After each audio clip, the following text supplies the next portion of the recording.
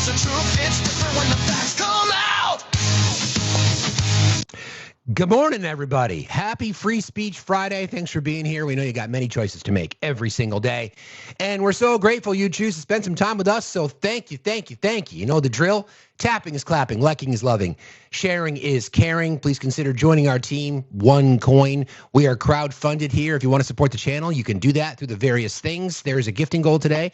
As you know, for some reason, cannot figure it out. We get our daily gift restrictions. So if you wouldn't mind taking care of those gift goals like as soon as possible, that'd be great. Helps the algorithm, helps push us to the FYP, that we are literally today in a new world potentially on TikTok, although who's to say? So all that stuff. Consider joining our Discord. You can find the link to the Discord in the link tree that's in my bio. While you're over there, check out the merch store. It's Facts HQ. A lot of really cool items, including a brand new series, the Women Don't Owe You Shit series. There are V-necks, there are cropped hoodies. Also, oh, thank you. There we go. Also, oh, I missed it.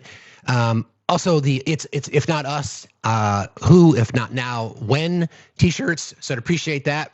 So all kinds of stuff, all kinds of fun and games and frolic. And by the way, in regards to the Discord, if you don't, I gotta do that. That's weird. If for some reason the link in the link tree does not work, you can just either reach out to a moderator or just copy the link, put it in a browser, and it will open right into Discord. Assume you have it on your phone. So again, thank you guys for being here. Really, really appreciate you very, very much. It is Free Speech Friday, and I want to start the show today with this massive winter storm, right, that is coming across the country. And, people who live in the Northeast or in the Northern Plains, the Northeast in particular, because, we just get the extremes of weather up here. We're used to this shit. There are reports where it's going to be between 40 and 50 below zero in some spots with wind chill over the weekend, which is like, maybe an extra pair of socks. But for those of you who are not used to it, please take it seriously. These things are nasty. Like any kind of exposure and temperatures like that are really bad, obviously. So to just make sure that you're being smart, being safe. Do you have the bread? Do you have the milk? Do you have the toilet paper? If you don't have to go anywhere, then don't. Just stay inside on Sunday and watch the Patriots go to the Super Bowl. I know that's going to drive everybody nuts, but we'll see. So again, be smart, be safe. Ironic, though, that this administration has cut funding to NOAA and to NOAA and to the National Weather Service to the tune of like $6 billion, or they've cut it by $2.5 billion. Just a coincidence, right? And then you get the president just this morning.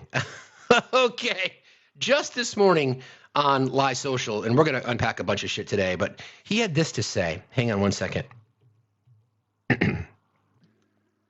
Record cold wave expected to hit 40 states. Rarely seen anything like it before. Could the environmental insurrectionists please explain whatever happened to global warming?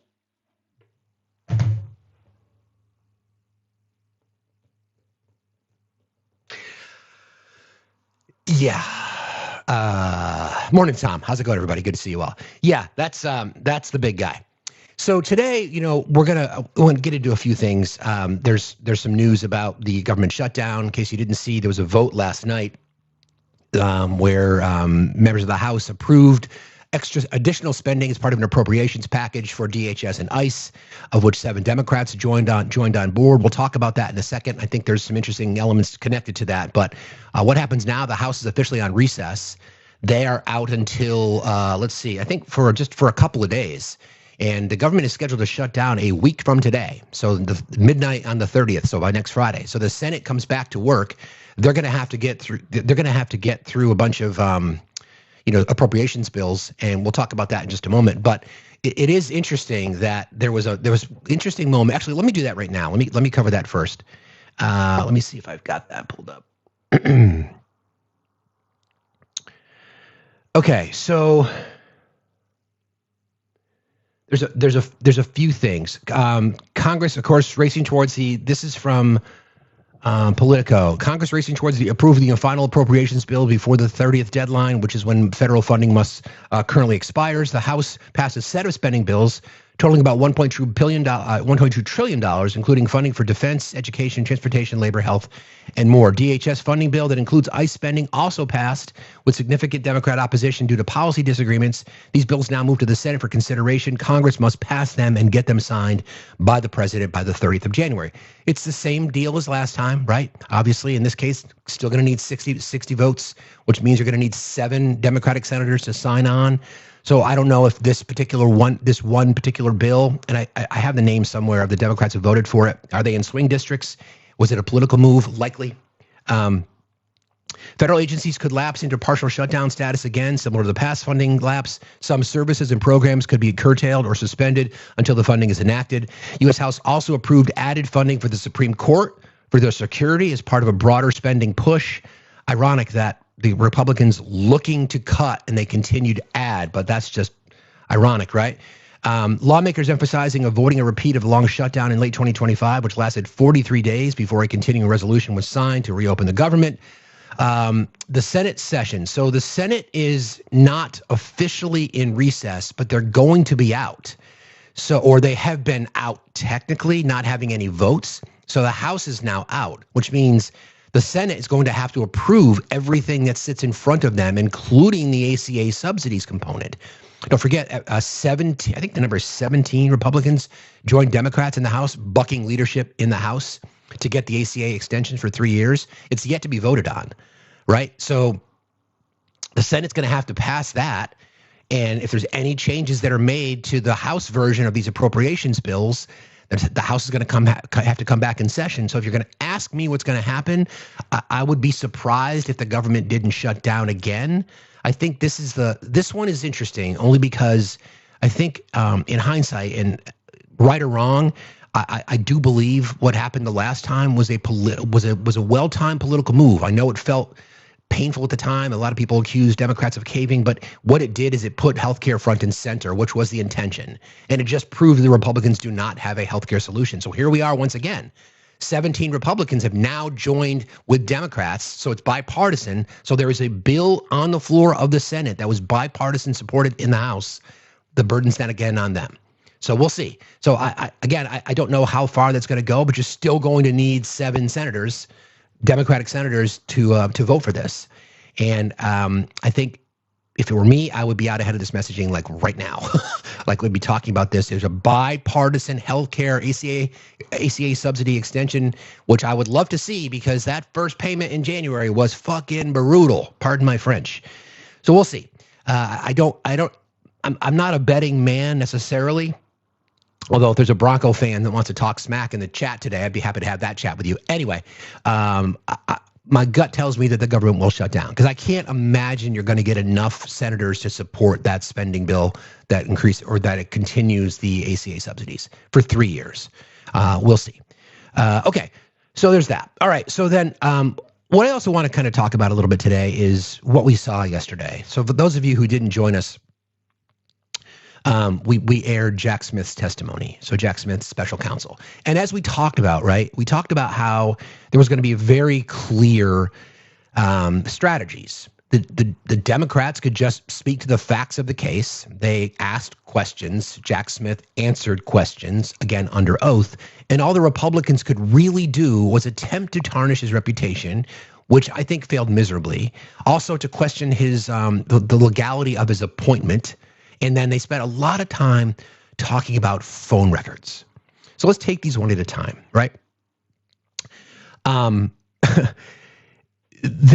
Jack Smith has prosecuted everyone. He is apolitical by design, or I should say by definition. He is apolitical by definition. He's prosecuted everybody.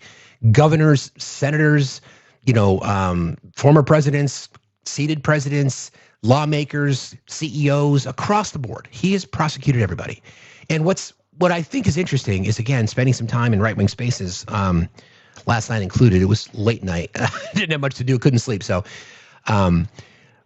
we watched the same hearing. So here's this thing. I talk about confirmation bias a lot. Like let's use the Renee Good video, the murder, the cold-blooded murder in the streets of Minneapolis. We all watched the same video, right? We all watched the same video. And we all saw what we saw. people literally trying to rewrite what we saw in that case to try to support their argument, thus confirmation bias, right? Now, again, bias, I've talked about this a million times, bias exists everywhere. We all walk around with bias every single day, but I've never seen it like I see it from the right, like ever. They will literally try to twist the truth when it's right in front of them, right? When it's literally like, what was the background we had yesterday? Where is it? Yeah, this. The party told you to reject the evidence with your eyes and ears. It was their final, most essential command. It's kind of the point, right? So similarly, we saw this on display yesterday, where we all watched Jack Smith answer these questions. He was stoic, unemotional. He was matter of fact. He answered questions directly and honestly. Then when they were asked properly, there was so many moments where Republicans were just trying to go down the same fucking road that they have failed miserably at every single time, trying to discredit him. And it failed miserably. And I don't know how anybody could objectively watch that and come to a conclusion other than that. So I'm in this live and I'm watching this live last night and I'm thinking, what the fuck did these people watch? They're sitting there saying Jack Smith lied through his teeth. What the fuck did he lie about? All he talked about was the evidence of the case. That's what he said. This is the evidence that we gathered. This is how we gathered it. This was our plan. We believe we had enough evidence to prosecute beyond a reasonable doubt. Blah, fucking blah. That's what he talked about. And then all you got from the right was tolling records, spied on members of Congress. You were illegally appointed, all these kinds of things. That it was politically motivated.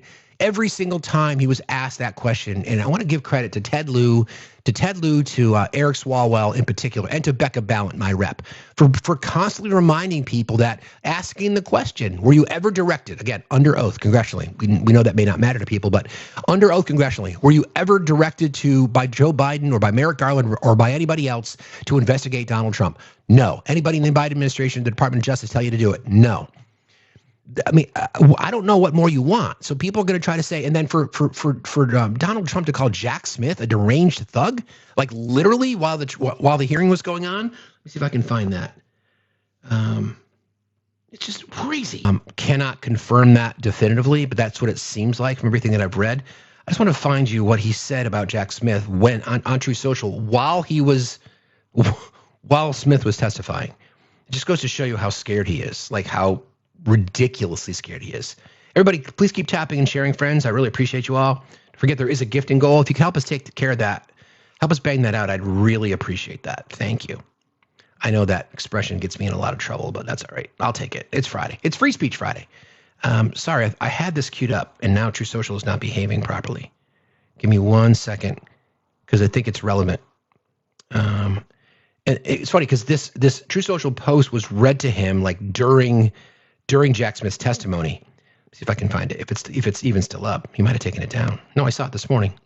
I'm just talking to myself. Ignore me.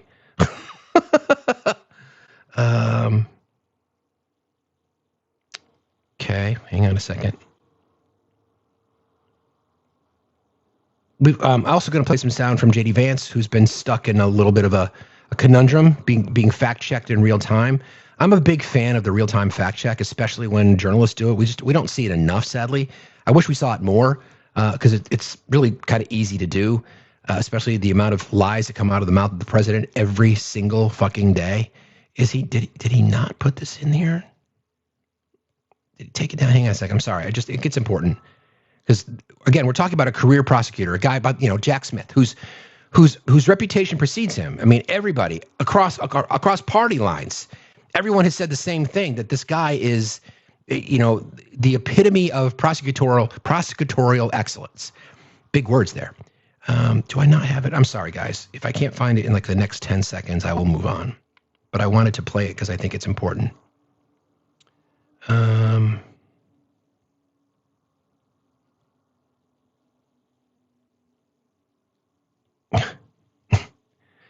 about saving TikTok. Yeah, I don't know if that's true. That's that. Sherman County. Yeah, that. No. claims against Ilhan Omar. No. Oh yeah. Okay, here you go. It's short, but it's funny. Based on his testimony today, there is no question that deranged Jack Smith should be prosecuted for his actions. He destroyed the lives of many innocent people, which has been his history as a prosecutor. At a minimum, he committed large-scale perjury. I don't even know what the fuck perjury means, but I'm going to say it anyway. So imagine during the hearing or post-hearing. Here's another one. This is the one I really wanted to play for you. Deranged Jack Smith is being decimated before Congress. Again, we know what we watched. He has to say this because his base needs to hear it from him. All right. Deranged Jack Smith is being decimated before Congress. It was over when they discussed his past failures and unfair prosecutions. He destroyed many lives under the guise of legitimacy. Jack Smith is a deranged animal who shouldn't be allowed to practice law. If he were a Republican, his license would be taken away from him, and far worse. Hopefully, the Attorney General is looking at what he's done. Including some of the crooked and corrupt witnesses that he was attempting to use in his case against me.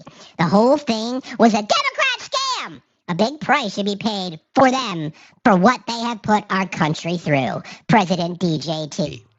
Now, again, part of this entire thing, part of the line of questioning that the Republicans in the House yesterday used was weaponization of the Justice Department. Weaponization of the Justice Department under the direction of Joe Biden. What about Biden? And Merrick Garland. Okay? And every time it was presented, every time he asked a question, every time it came up, every single time, he's like, nope, nope. I answered honestly, no. And here we are, the President of the United States, the evening of, or during the actual, during Republicans questioning Jack Smith or trying to make the case that, yes, in fact, this was weaponization against the president, he's talking about hopefully the Attorney General is looking at what he's done, telling the Attorney General to prosecute. We know it's going to happen. So literally complaining about weaponization while weaponizing. Same thing, the infamous True Social post that he put out weeks back about James Comey getting a Dear Pam, a DM to Pam, right? Why are we not investigating Comey? Why are we not investigating Adam Schiff? Why are we not investigating Letitia James? And guess what? Within days, what do we get? Indictments against them. So it's like literally happens in real time where he is complaining about weaponization against him while weaponizing his own government. It's quite the stretch, I must say. But anywho, so that was really the entire MO for the Republicans in the House, an attempt to discredit Jack Smith, and it failed miserably. I mean, it really, really failed miserably. Every single time a situation came up, they went back to this whole thing about phone records. So the first thing I want to talk about first is about special counsel appointments. Did a little bit of research into this thing, and as we thought, the claim was that special counsels need to be approved by this or need to be confirmed by the Senate. No, they do not. They do not need to be confirmed by the Senate. We know this because Robert Hur, who was also a special counsel under the Biden administration to investigate Joe Biden's use of classified information or withholding classified information, and we're going to talk about that in just a minute, by the way, he was not confirmed by the Senate either. So that's one argument that failed miserably. Let's see. DOJ leadership determines. Let me see. This is the process. According to the Department of Justice, this is the process for approving or appointing a special counsel. DOJ leadership determines there may be a situation where an investigation should be handled outside normal DOJ supervision, usually because of a conflict of interest, real or perceived, a politically sensitive matter, or a need to reassure the public that the investigation is insulated from politics. That's why you appoint one. They're not technically a DOJ employee. They're intended to be independent. That's what Robert Hur talked about. That's what Robert Mueller talked about. That's what John Durham talked about. That's what Ken Starr back in the day. They're all under the same umbrella. They don't need to, there's no requirement for Senate confirmation. None of it. None. Okay, so that's one lie that we can literally dunk on. We're going to talk about phone records in just a minute because that's going to be the second lie. So that's their entire argument, right? We certainly know that it's not that under oath, Jack Smith said, I was not directed to do any of this. I was independent. While Donald Trump is directing his Department of Justice to investigate Jack Smith. Ironies. Okay. Number 2, the DOJ confirms the legal authority to appoint one.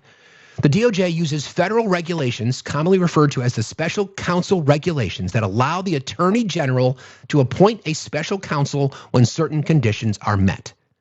The Attorney General appoints the special counsel. Yes, I got my Sarah's check. Actually, yeah, it's Friday. I got it. It's always on time. You guys should really join our team because all your Doge checks, you're not getting those on time. You're not getting your tariff rebate money. We get our Source checks every Monday morning, 8 o'clock sharp Eastern time. It's great. So, love it. Thank you, George. Appreciate that. Hearts in the chat for George. Thank you, George, for paying us on time. Okay. The DOJ then decides whether the standards are met. The AG must determine what a criminal investigation is warranted, B, the DOJ or the U.S. Attorney's Office has a conflict of interest or other extraordinary circumstances exist, or C, a special counsel would be in the public interest. If those conditions aren't met, if those conditions are not met, DOJ can still investigate just through normal channels. Hang on one second.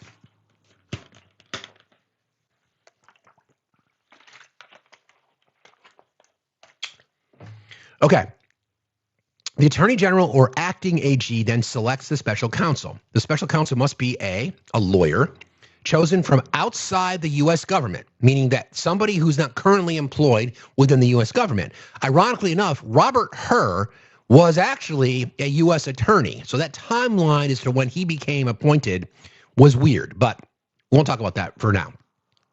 Chosen from outside the U.S. government, typically though sometimes it can be someone with prior government experience, and then selected based on reputation for integrity and competence. DOJ issues a formal appointment order and defines the scope.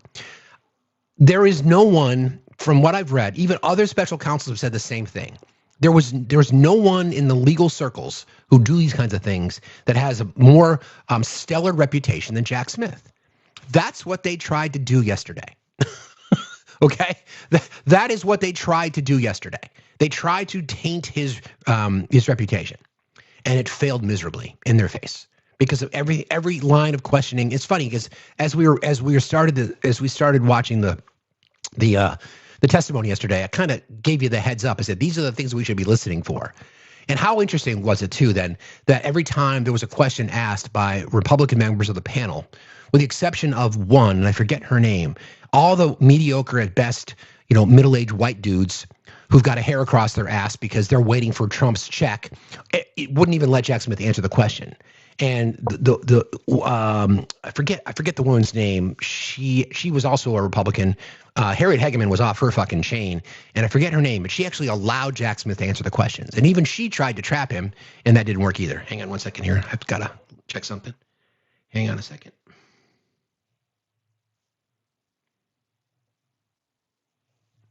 Got it. Sanjay, I see you in there. One sec. Let me just get through this little part, then I'll bring you right up. The Attorney General again selects a special counsel, either a lawyer chosen outside the government or selected based on reputation. In summary, there's no more highly qualified person for this role than Jack Smith. You could say Bob Mueller too, but I mean between the two of them, exceptional reputations. The DOJ then issues a jurisdiction and or scope memo. This is key, and it specifies what the special counsel is authorized to investigate, what crimes or conduct are within scope, and whether the scope can expand. Often it can. With approval, the scope can be broad or narrow. This is why this is why you're being brought in to investigate.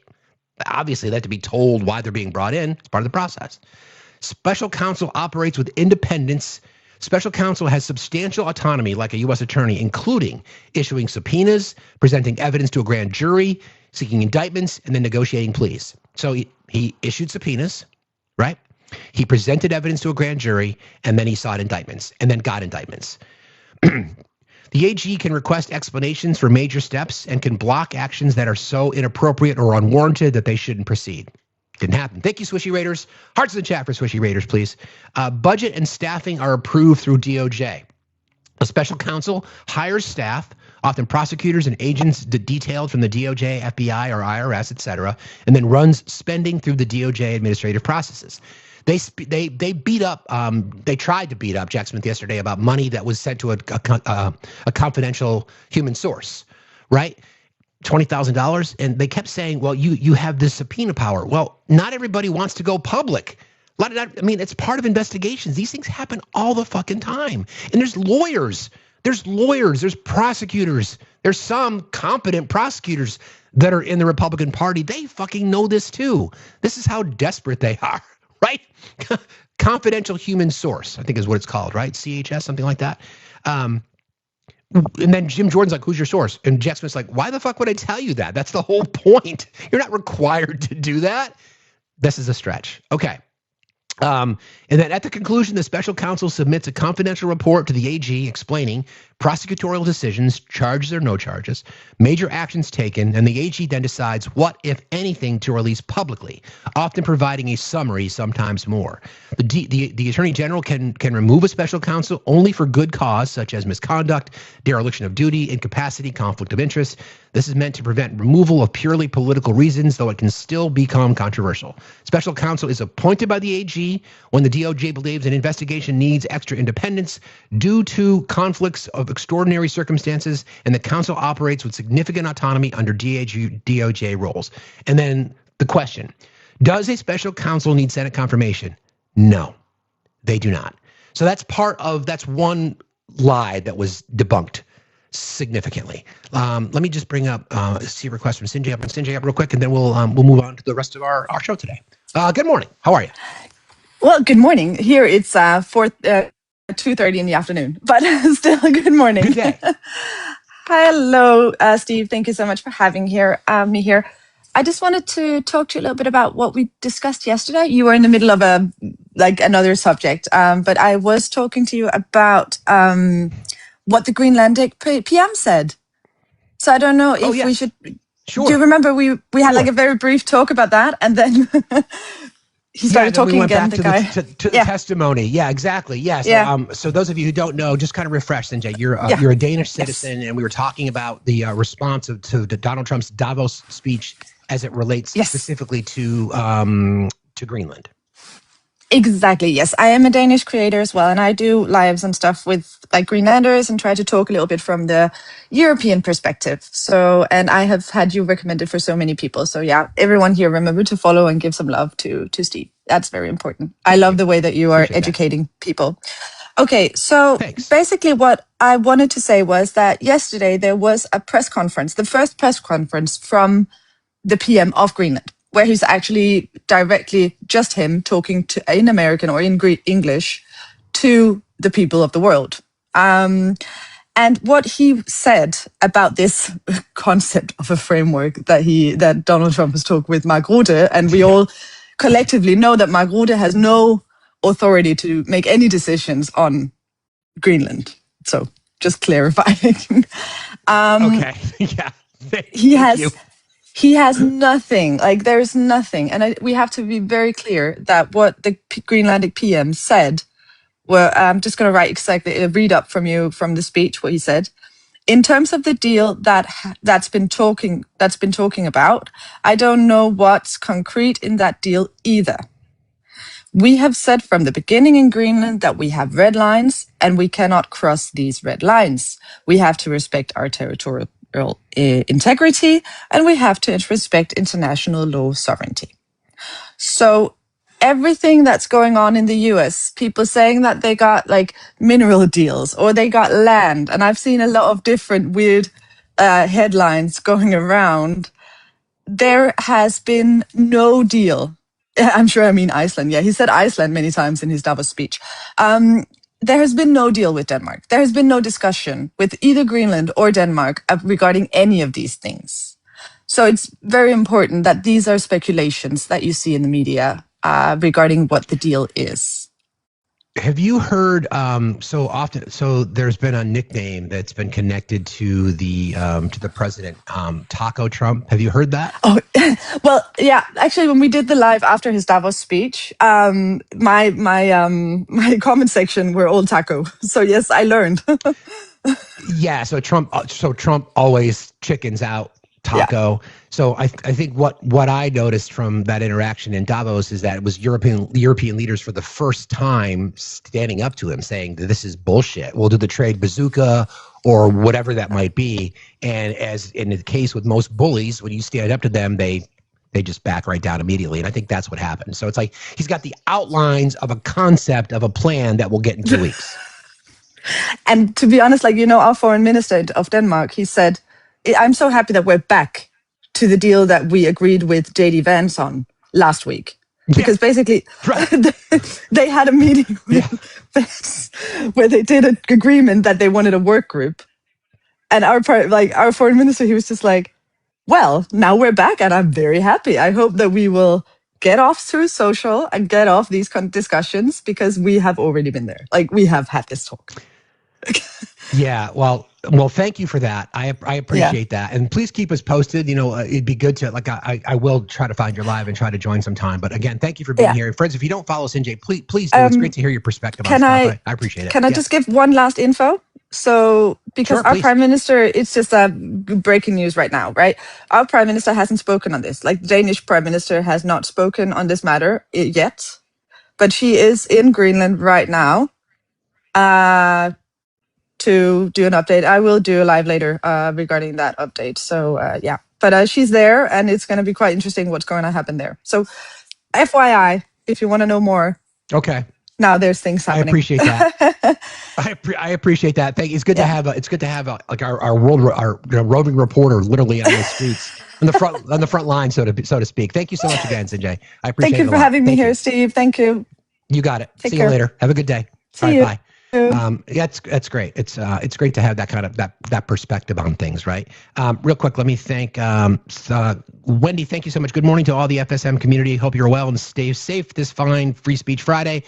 Thank you for that super chat on YouTube. If you've not yet subscribed to our YouTube channel, please consider doing so. You can actually, we're streaming there currently. We're also streaming on Twitch. If you want to subscribe, you can go to the channel itself, subscribe there. Also subscribe to our Twitch feed as well. We appreciate you very, very much. All right. Thanks, Jess. Appreciate that. Okay, so again, special counsels do not need Senate confirmation. Do not need it. Does not have to happen. It's one of those lies. So now I want to spend some time talking about this whole tolling record thing. Now, every single time it was brought up, and I think 15 or 20 times I heard it mentioned at least. That's probably a real conservative estimate. They talked about how you spied on Kevin McCarthy. You spied on members of the House. You spied on members of the Senate. Have they never seen a spy movie? Have they never seen any like Mission Impossible or whatever? Spying is usually involved would be an active process. Like, I'm spying on you. I'm sitting in a van, with my audio equipment, and there's a hidden microphone and a hidden camera, and they're spying on you. What Jack Smith did under subpoena by going to the phone providers, Verizon Mobile, Verizon, AT&T, and others, was he subpoenaed the records of said individuals because there was evidence that some of them had been speaking to the president day of. So he subpoenaed the records, I think he said from January 4th through January 7th. I think that was the time period. And people tried to hit him up and say, you're spying, you're spying. Like, you needed to let the court know. No, you don't need to let people know that you're acquiring their phone records. Like, if you're gonna raid a crack house, do you call ahead and say, hey, just want to let you know we're going to be raiding you? So again, it's the stupidest fucking argument. They weren't spying. He wasn't spying. Have they never read? I mean, again, there are lawyers there, and they know full well that these are the kinds of things you do to acquire evidence. You go back in time. You look at security camera footage. You subpoena it. You subpoena phone records. They didn't have they didn't have the conversations. They just had the timestamps as to when people called and what they were saying. So I don't know where they think this was going to go, but it blew up in their faces. Good morning, Jeff. Happy Free Speech Friday. What's on your mind? So why did they have to change the law then so they can't do that anymore? If it was perfectly okay. They did. They didn't change the law. Yes, they did. Jeff. They said it in the meeting yesterday. Jeff. Did you not hear that part? Jeff, do you want to have a conversation? Because if you're just going to ramble, I'm not interested.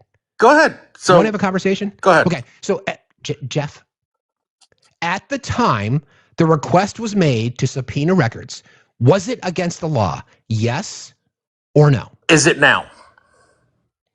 Jeff, could he do that today? Questions with questions. Could Jack Smith do it today? Jeff, we don't answer questions with questions. I know, but I'm telling you, they changed the law. Could Jack Smith do that today? Jeff, we don't answer questions with questions. So no, the answer is no. Jack Smith couldn't do that today because they had to change the law because of the violations to make it more clear. Jeff.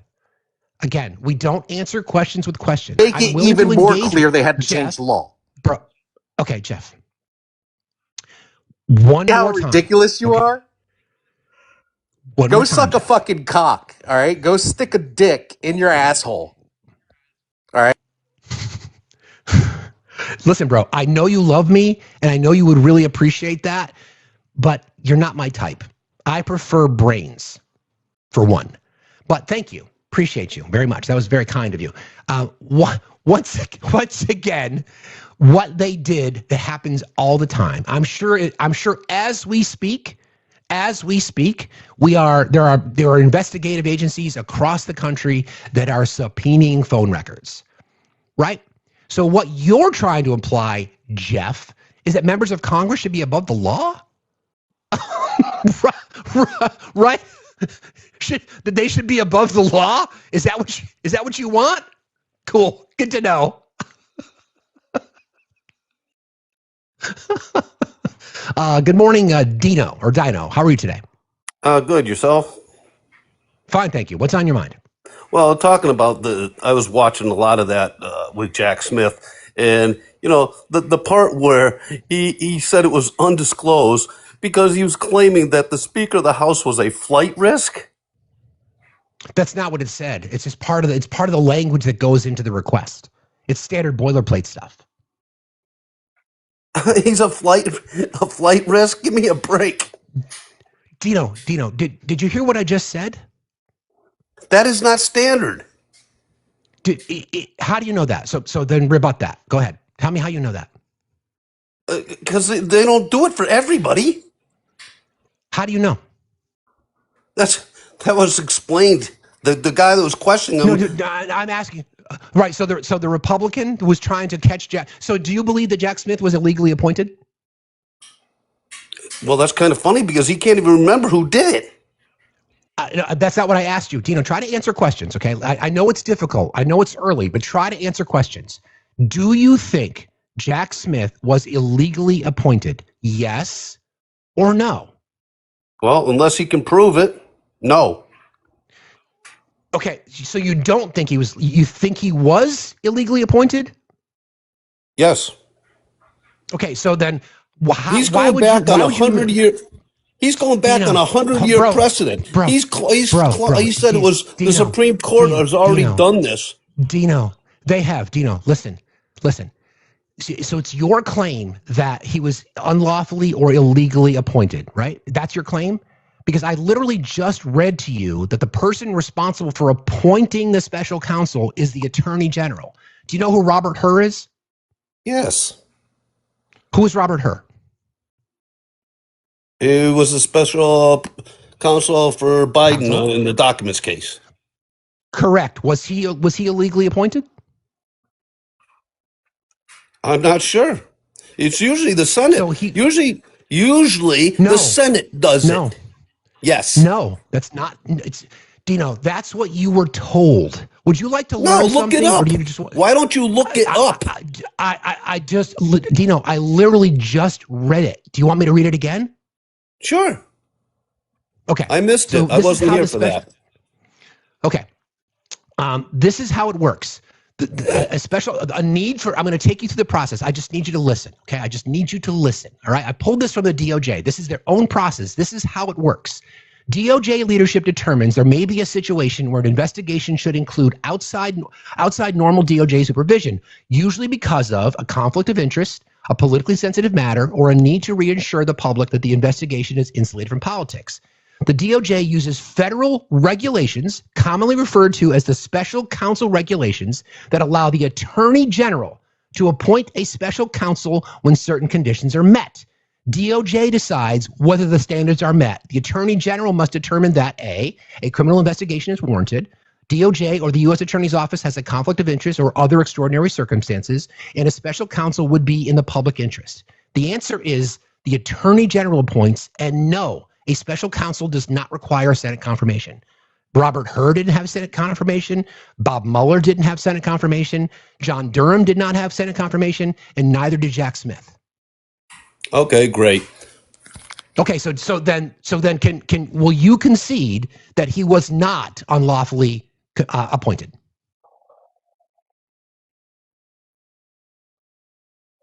Can you concede that? Okay, so tell me, who appointed him? The attorney general did. Who's that? What I just said? Who was that? Was that Merrick Garland? Yes.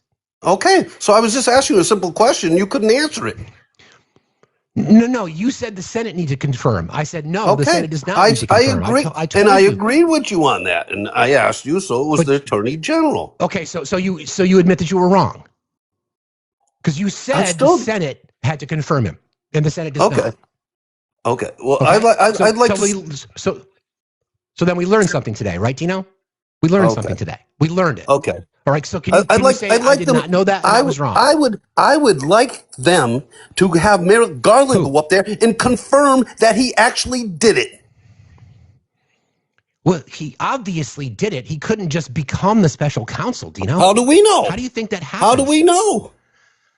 Dino, think about it, my friend. Think about it. Just take a deep breath for a second. I'm going to play a little. We'll play a little game. You were the one getting all excited, trying to get me to admit that I was wrong. Like we're in third grade. You were wrong. Okay, you win. Well, you were wrong. Okay, good boy. You get a pat on the head. You were wrong.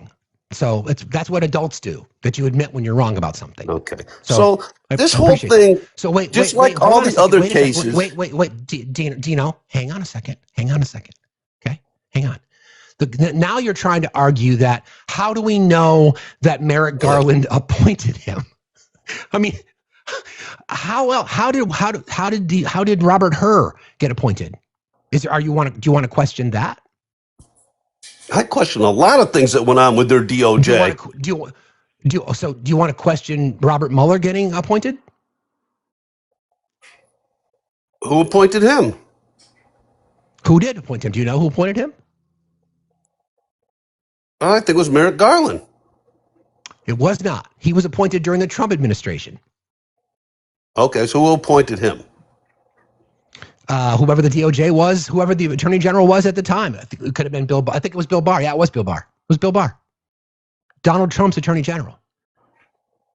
So can you just be consistent? If you're concerned, do you really believe that Merrick Garland, the attorney general, did not appoint Jack Smith? I don't know. Why would you think? So this is where your confirmation bias is sneaking in, right? This is where your confirmation bias is sneaking in. You don't want to believe that what Jack Smith did was above the board. You don't want to believe that it was legal. You don't want to believe that it was legitimate. So you're desperately trying to hang on to something.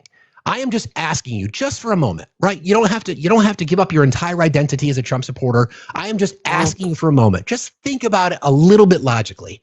How would Jack Smith become the special counsel unless he was appointed? Okay. How would that happen? Fine. I'll give you that one. You win. I was wrong. There you go. Are you happy now? Okay. Let's start again. We got off to a rough start. Okay. What'd you have for breakfast today? Okay. So the thing I have is. What'd you have for breakfast? What'd you have for breakfast today? Does that matter? Nobody cares. Dude.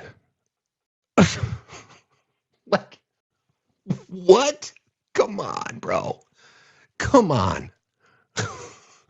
I take you through the exercise. It's funny because I thought ahead, right? I thought ahead today to say we're going to get a lot of people going to be clamoring to say that he was unlawfully appointed. So you read it, and then you can't. You're so desperate. Our previous guest had to use, homophobia. Dino is looking for Bam Bam and Pebbles, apparently. But anyway, I don't know what else to say. Jeff, I can bring you back up, but you're going to be an asshole again, and I'll just put you back in your place. That's fine. Whatever. Good morning, Joe. How are you today? Hey, good morning. What's on your mind? Oh, I'm just into the free speech. What are you guys yakking about? I'm always interested in being educated and learning about new things. Well, you requested. It's Free Speech Friday. So you requested. Did you have something on your mind? Oh gosh, I actually didn't. I thought I would be just joining in and asked to interact with the current discussion. There's nothing I particularly want to promote or yak about. You requested it though. Well, you requested. So what was the request for? What did you want to bring up? Oh, maybe this. You just referred to Jack Smith as a special counsel? Correct. Was he not a special prosecutor? No, the title is special counsel. Special counsel. Okay. All right. That's the title under the DOJ. It's the special counsel regulations and the special counsel guidelines. I haven't been paying too much attention to politics lately, but I did see some excerpts from his testimony yesterday. And from where? Well, before we continue, let me ask you a question. Where did you see those excerpts? Oh, from? in the house. Like, what were you? I think it was the house. No, that's not my question. Let me ask the question, Joe. Yeah. We all saw the experts. What I want to know is what you were watching.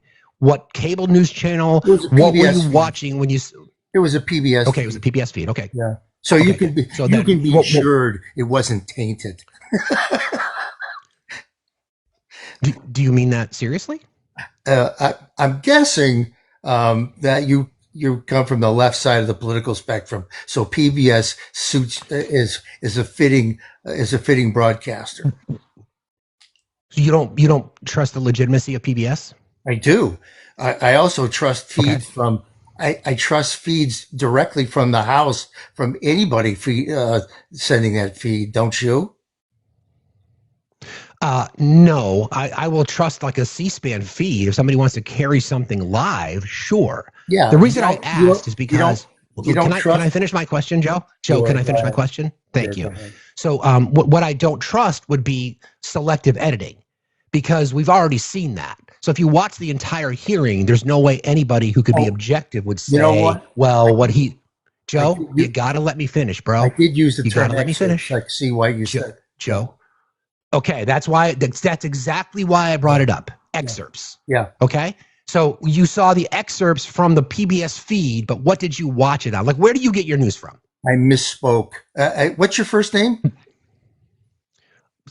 Steve. Where do you get your news from, Joe? I misspoke when I used the term excerpts. Okay. I was watching a live feed. Okay. Great. You were watching the feed. Okay, so where do you get your news from though, Joe? I get it from a variety of sources. When I do watch news. Name one. Yeah. I would tell you I'm a lot less informed than I was years ago. Just dropped out of politics. Joe, name one. I watch MS Now. I watch Fox. I watch CNN. I read. Okay. Why do you watch CNN? It's trash. So when you sit down, like when you open Google in the morning, or you turn on your news, or you sit down in front of the TV, what is your go-to? Just be honest with me. I don't want you to bounce around. I just want you to tell me where you get your news from. I got to tell you, Steve, I couldn't tell you that there's any one thing. I look at Twitter feeds. I try to discern what I think. Do you think Twitter's a good source? Do you think Twitter's a good source? It's become trash, frankly, especially with the AI. So who did you vote for? Let's back up a second. Who did you vote for in the last election? I didn't vote in the last election. Unfortunately, I was ill. Why not? But the previous election, I did vote for Trump. Okay, so who would you have voted for in 2024? Probably Trump. Yeah. Okay, so is there? So I'm gonna put you into this bucket of a non-voter. So I guess what I would like you to consider, that's Joe. not fair. I voted my entire life. I'm 68 years old. Well, I understand. I'm not trying to insult you. Just you didn't vote in the last election. I don't know why. You could have done a mail-in. You could have done a mail-in vote. Like I don't know why, but I'm not going to go down that road. Yeah. But is there anything, Joe, that you regret about your vote? Yeah, I do. One thing I regret about my vote for Trump is the out of control federal spending that he added during his term, and I've always hated that about our government, that we spend much more than we take in. And but you voted for him again. But you saw that, and you said you would have voted for him again, right? Probably. But that's why I asked you the question. Yeah, but for other reasons. Okay, so that you didn't learn that lesson from the first time. Not that I didn't learn the lesson. I'm not an idiot. It's just it's that there are other factors as well that compelled me, like what, probably to lean towards like what? it. Like what? Well, I've been. I tell you, I've been suspect of the left my whole life. I guess it's coming. Suspect of what? Of suspect left of what? Of left-leaning politicians. What are left? What? No. So what are left-leaning politicians? Tell me. So I want to have an intellectual. Joe, hang on 1 second. I want to have Joe. Hang on. I want to have an intellectual debate with you, but I press Trump supporters because my experience talking to them, and I've talked to thousands of them, is they can't answer questions. They only rely on their feelings. So I want you to be specific. When you say left-leaning politicians, what do you mean by that? And what is it that kept you from voting for Kamala Harris? Well, number one, I'm not an intellectual. So, and I'm not going to be able to speak to you intellectually. I can give you my practical responses. So if I fall short there, sorry about that. No, I'm not. You're not sorry.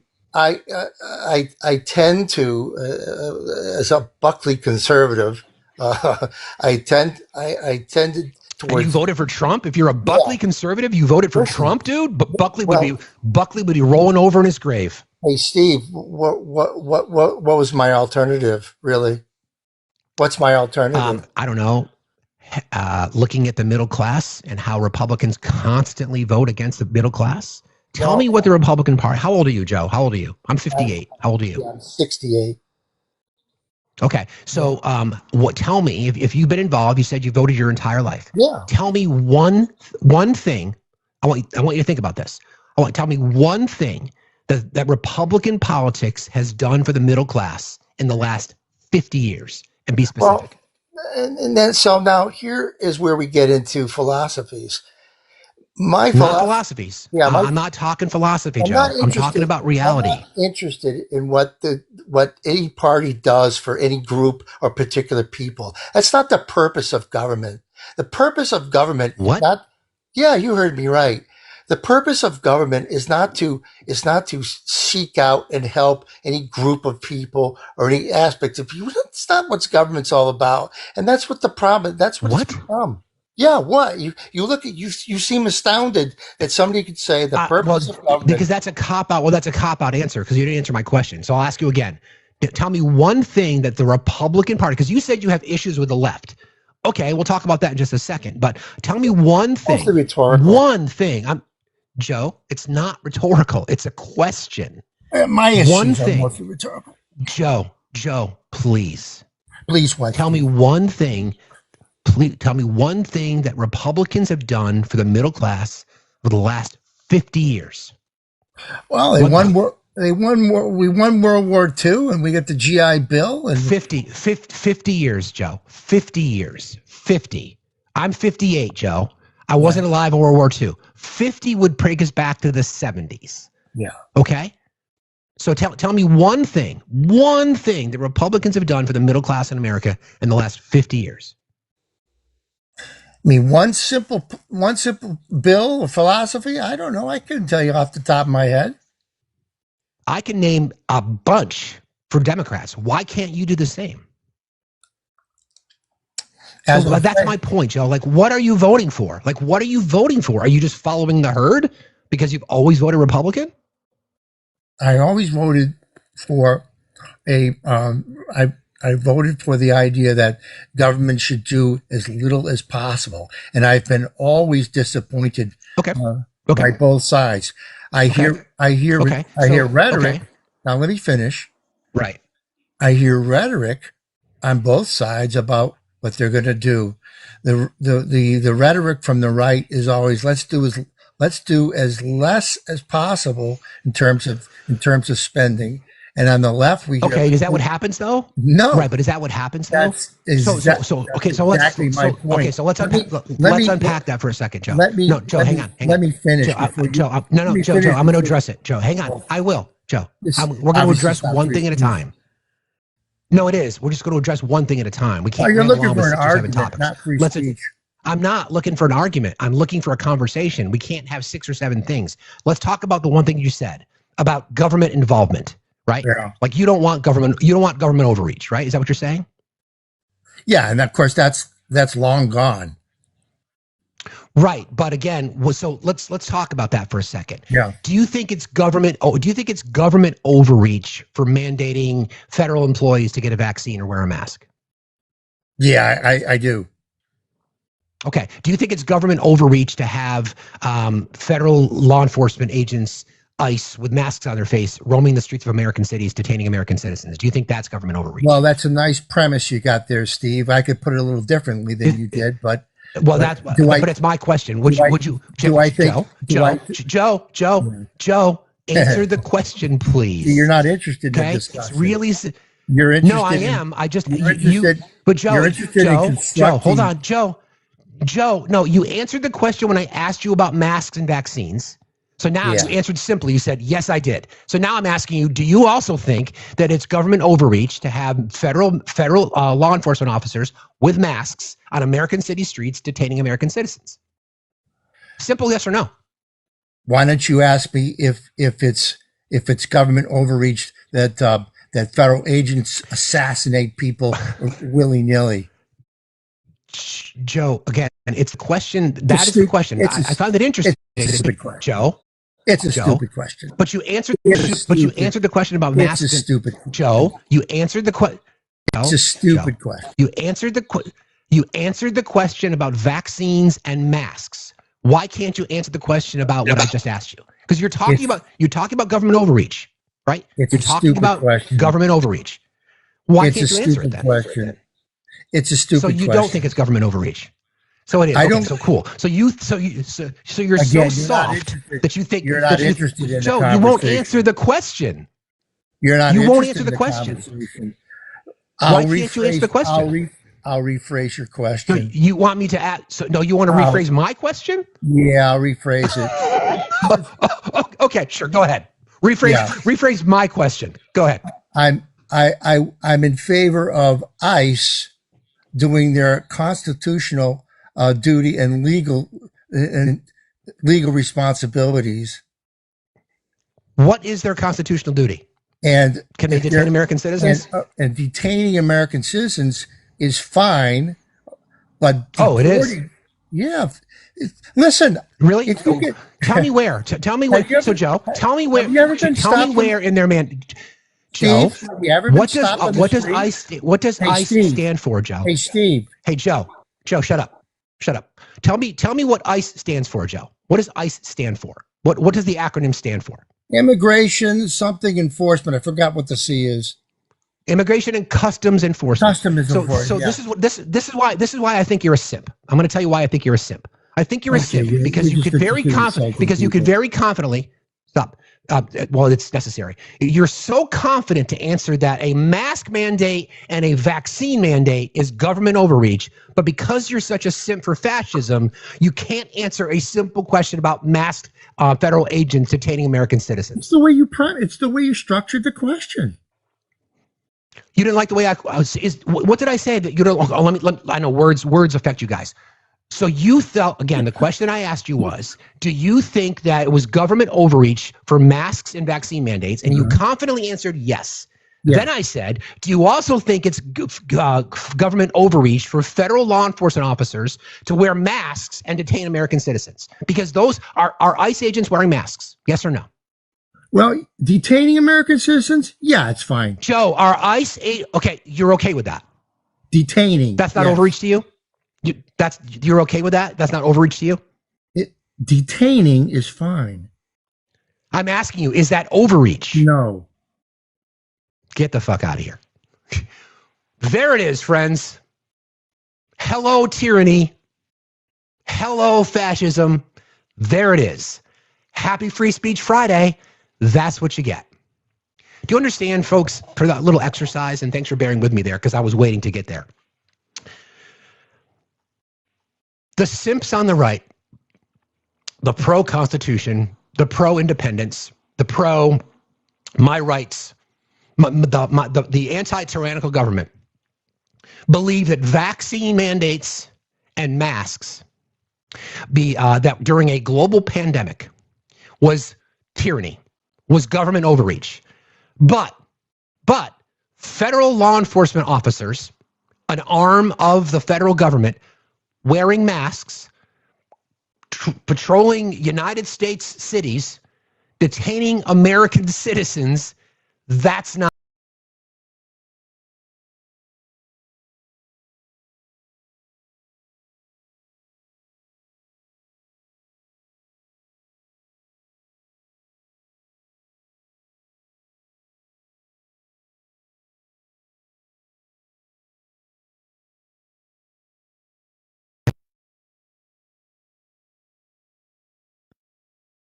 Else who doesn't believe. It's like, how many licks to get to the core of the boot? How many licks, Joe? How many licks will it take you to get to the core? Like, are you kidding me? It blows me away, especially since it's the group of people who, by and large, clamored for government tyranny. I got my 2A rights so I can rise up against a tyrannical government. No. Nothing to see here, though, right? Nothing to see here. Totally fine. Nothing to see here. It's good. It's good. Paper mask. As a federal employee, I'm told I got to get a vaccine. But armed thugs walking the street, totally fine. Oh, sorry. Did thugs offend you? Armed federal law enforcement officers with little to no training, 47 days tops in many, many cases, who, by the way, were trained to walk in front of vehicles when they worked for CBP back in the 2007 to 2015 time period, and they detaining American citizens. That's totally fine. Nothing to see here. That's completely fine. It's all good. No problem at all. No problem at all. It's totally fine. Araxis, how are you today? I'm doing great. I love your show, man. I'm just gonna throw some free speech in. I'm not an op or anything. It's all good. So the main thing that I've noticed over the 30 years that I've been paying attention to politics is that when it comes to the conservative side of things, if there's 2% failure in anything that supports the people, they'll cut it off. But if there's 76% failure in something that they do, they'll follow it out to the final solution. It's a good point. But that's all I had. Thank you. Thank I appreciate you. Have a good day. You too. Be safe. Yeah, I mean, it's just observational, right? I mean, this is the part that really, I think, gets under my skin quite a bit. Well, all of it does, but just the irony. Oh, first, real quick, hang on 1 second. I gotta do this. I don't want to get spanked. I kind of do, but not right now. It's early. Did I just say that out loud? I really did. Sorry. This is from Osiris on Super Chat on YouTube. Appreciate your time every morning. Thank you for being on the right side of history. P.S. What is wrong with people? I don't know. That's a really good question. It's a really, really good question. I don't know. Anyway, the people who clamored for, I don't want government intervention. Oh, you like the shirt? Everybody knows Jenny's number. I don't want government intervention. I don't want government in my business. I don't want the government telling me what to do. That used to be the Republican Party, I should say conservatives in America. That used to be what they were. Small government, You know, no more government intervention, individual, the spirit of individuality. And now they literally thought tyranny were mask mandates and vaccines during a global pandemic. They literally think that is tyranny, but armed federal law enforcement officers operating indiscriminately, violating the law at every fucking turn. They literally tried, there was a judge overnight last night that ruled that the indictment they brought against Don Lemon in Minneapolis, they threw that out. But that isn't tyranny. That's fucking wild to me. It's just crazy. But that's fine. Just be a simp. It's all good. Nothing to see here. Evil tickers, are you there? Right, activist judge, of course. It's a total activist judge. Evil tickers, how are you today? Doing all right. How about yourself? Fine, thank you. What's on your mind? Can you get a little closer to your phone, please? It's hard to hear you. Okay. Thank you. Joe that was just up here, did he imply that the Republicans were responsible for the GI Bill? I think that's where he was going. He's an idiot. They were not responsible for the GI Bill. That was a totally Democratic Congress under FDR. And it burns me that guys like that talk about the Constitution while ignoring 14th Amendment rights to due process, First Amendment rights, how they can agree with a paramilitary group kicking in doors of citizens without wants or warrants and just going in and taking people off the street and beating them up. These are Hitler's brown shirts, to be sure. And a lot of good people died to stop that son of a bitch. And these fucking I can't go on. It pisses me off so much.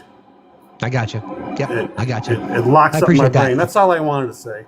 Thanks, man. Appreciate you jumping in today. Thanks for having me. Appreciate it. You got it. See you later. Happy Free Speech Friday. Again, I try to make it easy. I'll give you a big window, 50 years, 50, right? I'll be, how old am I going to be this year? I don't want to talk about it. I'll give you a big window, 50 years, and I'm going to ask for one piece of legislation that the Republicans, conservatives in America, Republicans, the modern day Republican, since Reagan, basically, we can go back a little bit further, but name one thing. Name one thing they've done to support the middle class. And they can't, because there is nothing. All the movement, and listen, I despise status quo Democrats because I think too many of them are conservatives. The way I look at politics, you are either a conservative or a progressive. You either want to keep things status quo or just maybe incremental changes, or you want to move society forward. I'm a progressive. That's why I don't like status quo Democrats. That's why they need to fucking earn my vote, right? That's exactly the whole point. So when I say conservatives, I'm talking about that same group of people. It's like those that are right on the line. Like if this is complete moderate and this is a little bit conservative right, this is a little bit conservative left. They don't do shit. They don't do shit. Sadly, unfortunately, they are the people in the middle that we don't know of in our body politic in Congress that actually get deals done. So you do need bipartisan negotiations, and oftentimes it happens. Not so much anymore. But the modern day Republican Party hasn't done shit for the middle class. I've said this a million times. Conservative politics since Ronald Reagan has been pandering and catering to the rich, to the wealthy, the 1%. You can just look at their budgets. Just look at their bills. Just look at their legislation. Just look how they deregulate. Look how they prop up corporations and billionaires by offering big tax cuts. Look how they deregulate industries, especially the banking industry, the auto industry, the pharmaceutical industry, big oil, et cetera, et cetera, et cetera, et cetera. So they cater to the wealthy. Democrats do more for the middle class, but in my mind, not nearly enough. So that's our system. And if you want wholesale changes, then you need to elect down ballot progressives. They will move society forward. I don't want people connected, so I can talk about this. I don't want Venezuela, don't want Greenland, don't want Cuba, don't want Canada, don't want Mexico. I want affordable health care, cancer research restored, safe drinking water, clean air, big money out of politics, diversity, equity, inclusion. What's wrong with that list? We always talk about this. It's simple, right? Look at the list. There's a few more things that I could add, right? I want affordable education. I want women's rights to their body protected. I want marginalized communities' rights to protected. I want laws codified. I want responsible firearm legislation. I want tax policies changed, right? So it depends on the kind of society you want. And people on the right continue to vote for an illusion. They continue to vote for what they think. They think or they feel. That's why I asked the questions before about, I don't want your feelings, I want your facts. Right? They say they want small government. But listen, between you and me, could there be any bigger examples of government overreach than federal law enforcement wearing masks and the federal government telling women what they can do with their bodies? Seriously. Is there any more? I mean, there's so many other things, but those two right there. If you say you want small government, then get the fuck out of everybody's business. You know, you right to lifers, you pro-life crowd. You don't want an abortion, then don't fucking get one. Okay, that would be pro-choice. Just if you don't want one, don't get one. And stop supporting fascists, jackbooted thugs walking around American cities. It doesn't work. It just doesn't work. That's not small government. Not even close. Anywho, everybody keep tapping. Hi, Jen. How are you today? Jen, how are you? Jen, are you there? I guess not. I think Jenny might have changed. She might have changed her number. If you know, you know. Oh, I missed it. Jenny might have changed her number. Cracking myself up. Yeah, this could have all been you're right. This could have all been avoided, but her laugh. Exactly.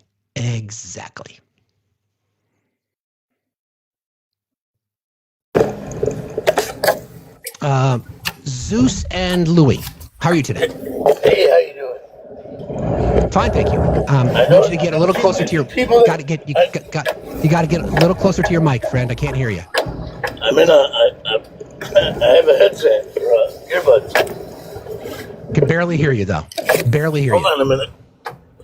Okay. Take me down then. I can hear you now. It's better. Oh, okay.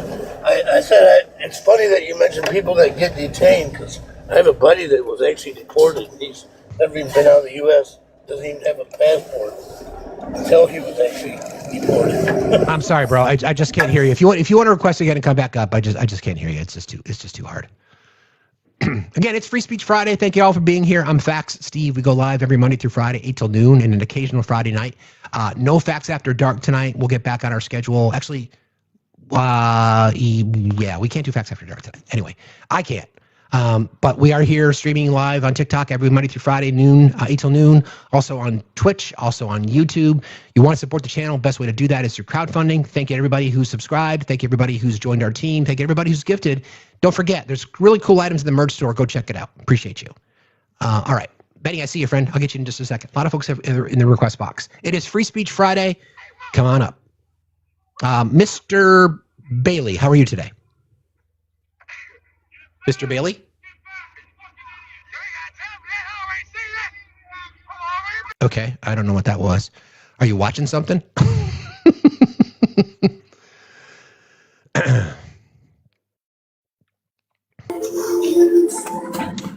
Lals, how are you today? I'm good. I'm from Britain, Hello. but I just wanted to say that I hope you're staying safe and to look after yourself, all of you, and anyone with the same mind in the UK is rooting for you and for him to be impeached. And all we can say is all of the bottom stuff is pretty normal stuff in Europe, so only the US doesn't really understand where that comes from. I know, sadly. We are opening up an adoption agency. Anybody from the UK or from countries outside the US who want to adopt any of us, Yes, please. Come see if you can get a citizenship. I'm sure we'll have you. We don't particularly want the same situation here. I understand. Thank you so much. I appreciate you for being here. You take care. Have a lovely day. You too. Be safe out there. Thanks a lot. All right. Yeah. Okay. Two more folks, and I'll get back to the regular content. I have a few other things I want to talk to you guys about this morning, too. Thank you all for being here. No, he just wants to cry? What? Self-made man. Do you want to get into the box? Because I'm sure that you've got a lot to say if you're a self-made man. Love to talk to some self-made men. Yeah, that's a powerful statement that you're self-made. Appreciate that.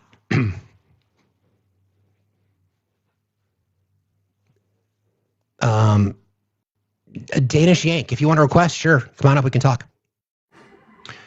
Good morning, my dude. How are you? Can you hear me? I might have to rejoin. One sec. I got you. Yeah, we can hear you. We got you. Let me see. Friendly neighbor from up north. How's it going, folks? How we doing? It's going, man. How you doing? Fuck, dude. What a fucking week it's been. Holy shit, dude. Oh my God. Oh. I'd like to get to a Friday. And not have to say that, Benny, but I hear you. What's on your mind? Dude, it could be a while till we get to that point. Who knows, honestly. True. That is very true. That is very, very true. You know, the point of me coming up today, and I will try to be as short as I can, but I'm not gonna lie, Steve. I've been pretty goddamn frustrated, to put it mildly. I hear that, big guy. I hear that. You know, over the past year and a bit, as I'm sure everybody who has heard me when I come up here and I talk about things, the kind of atmosphere that Canadians and really other countries of the world have been feeling, you know, with regards to the Trump administration, Canada in particular, because, you know, the 51st state threats and all that bullshit. And dude, I love you, my dude, but I don't want Canada. So it's true. That's just it. Like, we all want to remain separate countries. We want to be friends. Don't get me wrong. We love you, but like, we don't want to be the same country. We're too different, you know? We're like roommates, right? We're roommates, but while we work good as friends, we don't work good as roommates. You know what I mean? Like, one of us eats food that the other one doesn't like. The other one has hygiene habits that the other one can't stand. One of us is too anal retentive about tidiness and cleanliness. The other one doesn't pay rent on time. You know, things like that. We know that doesn't work, and that's okay. That's true. That's true. I've had some horrible roommates in my lifetime, that's for sure. I got stories, but we'll save that for another time, right? Yes. But the point I'm getting at is that because of that frustration, a lot of that has been very present in online spaces as of late. Because, you know, when I say this, I need to be clear. The progressives and those who have been putting up the fight, putting up the resistance, you know this doesn't apply to you. You know it doesn't, because we see what you're doing and we hear what you're doing and we love you and we support you. We can't intervene legally, but we will do what we can to support you in however way we can, right? You know what I mean?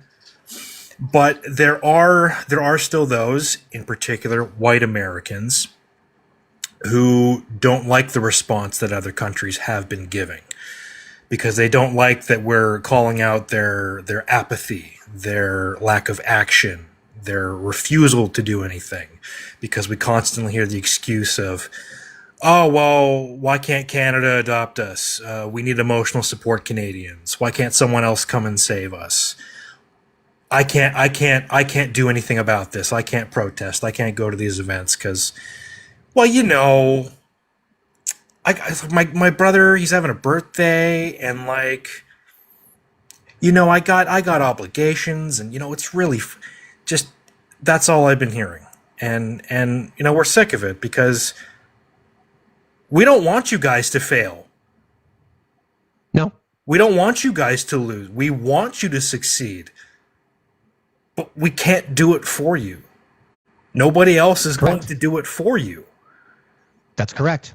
There is no Superman coming to save you. I'm sorry. I wish there was, but that's just not that's not how it works. That's not how it works. I mean, I think the resetting of the New World Order, I hear your prime minister going out and talking to Xi Jinping and changing the way, the restrictions on Chinese EVs, which will revolutionize the North American market. There's no way. I mean, that's one of the main reasons that U.S. automakers don't want to have Chinese vehicles here, Chinese EVs. I always keep this in mind whenever you come up. I just want to remind people about our new country of Cantifa. We've had to make some changes to this map. So you'll notice, and we can discuss this. And again, we are taking applications. Benny confirmed, because Benny's going to be is going to have a place in the cabinet. I get to be president just because. But we've already cut Minister out of Public Alberta. Relations. Yeah, exactly. That's fine. We've already cut out Alberta. So I know that there's a lot of debate. Listen, all of you people in the swing states, you're just too damn inconsistent. If you could vote blue for 2 elections in a row, then I might take your application. Now, again, I know there's a lot of people down here like Colorado and New Mexico, right, and Nevada, similarly. But all y'all down here, maybe on occasion on Georgia, but all y'all down here, I'm sorry, but I don't know what to tell you. Again, Illinois, yes, we can make the exception for Illinois. I kid, but there's health care, and there's a social safety net. We can have that conversation. And there's respect for neighbors. Yeah. The point I'm getting at is that when you fight back against oppression, it's uncomfortable. It's not supposed to be safe. If you care about things and you want to fight for those things, you have to be willing to compromise and make sacrifices. I agree. Even if it is mildly inconveniencing you, right? Like, yes, I know I'm in Canada. Why am I talking about American issues and politics? And really, it comes down to this. I'll stop talking about I'll stop talking about America when they stop. When the fucking president shuts the fuck up about invading and annexing mine. Agreed. Thank you, as always, my friend. You want to land your plane? Steve, love you. Thank you so much for having me. And as I always say, folks, elbows up. Keep your stick on the ice. Take care, guys. I appreciate you, buddy. See you later. Take care. I love Benny's perspective on those kinds of things. It's true. I mean, I just think about the whole fucking Davos bullshit and how horrible that was as a representation of our country, but as the world laughs at us. But anywho, Dean, how are you? I'm doing well. How about yourself?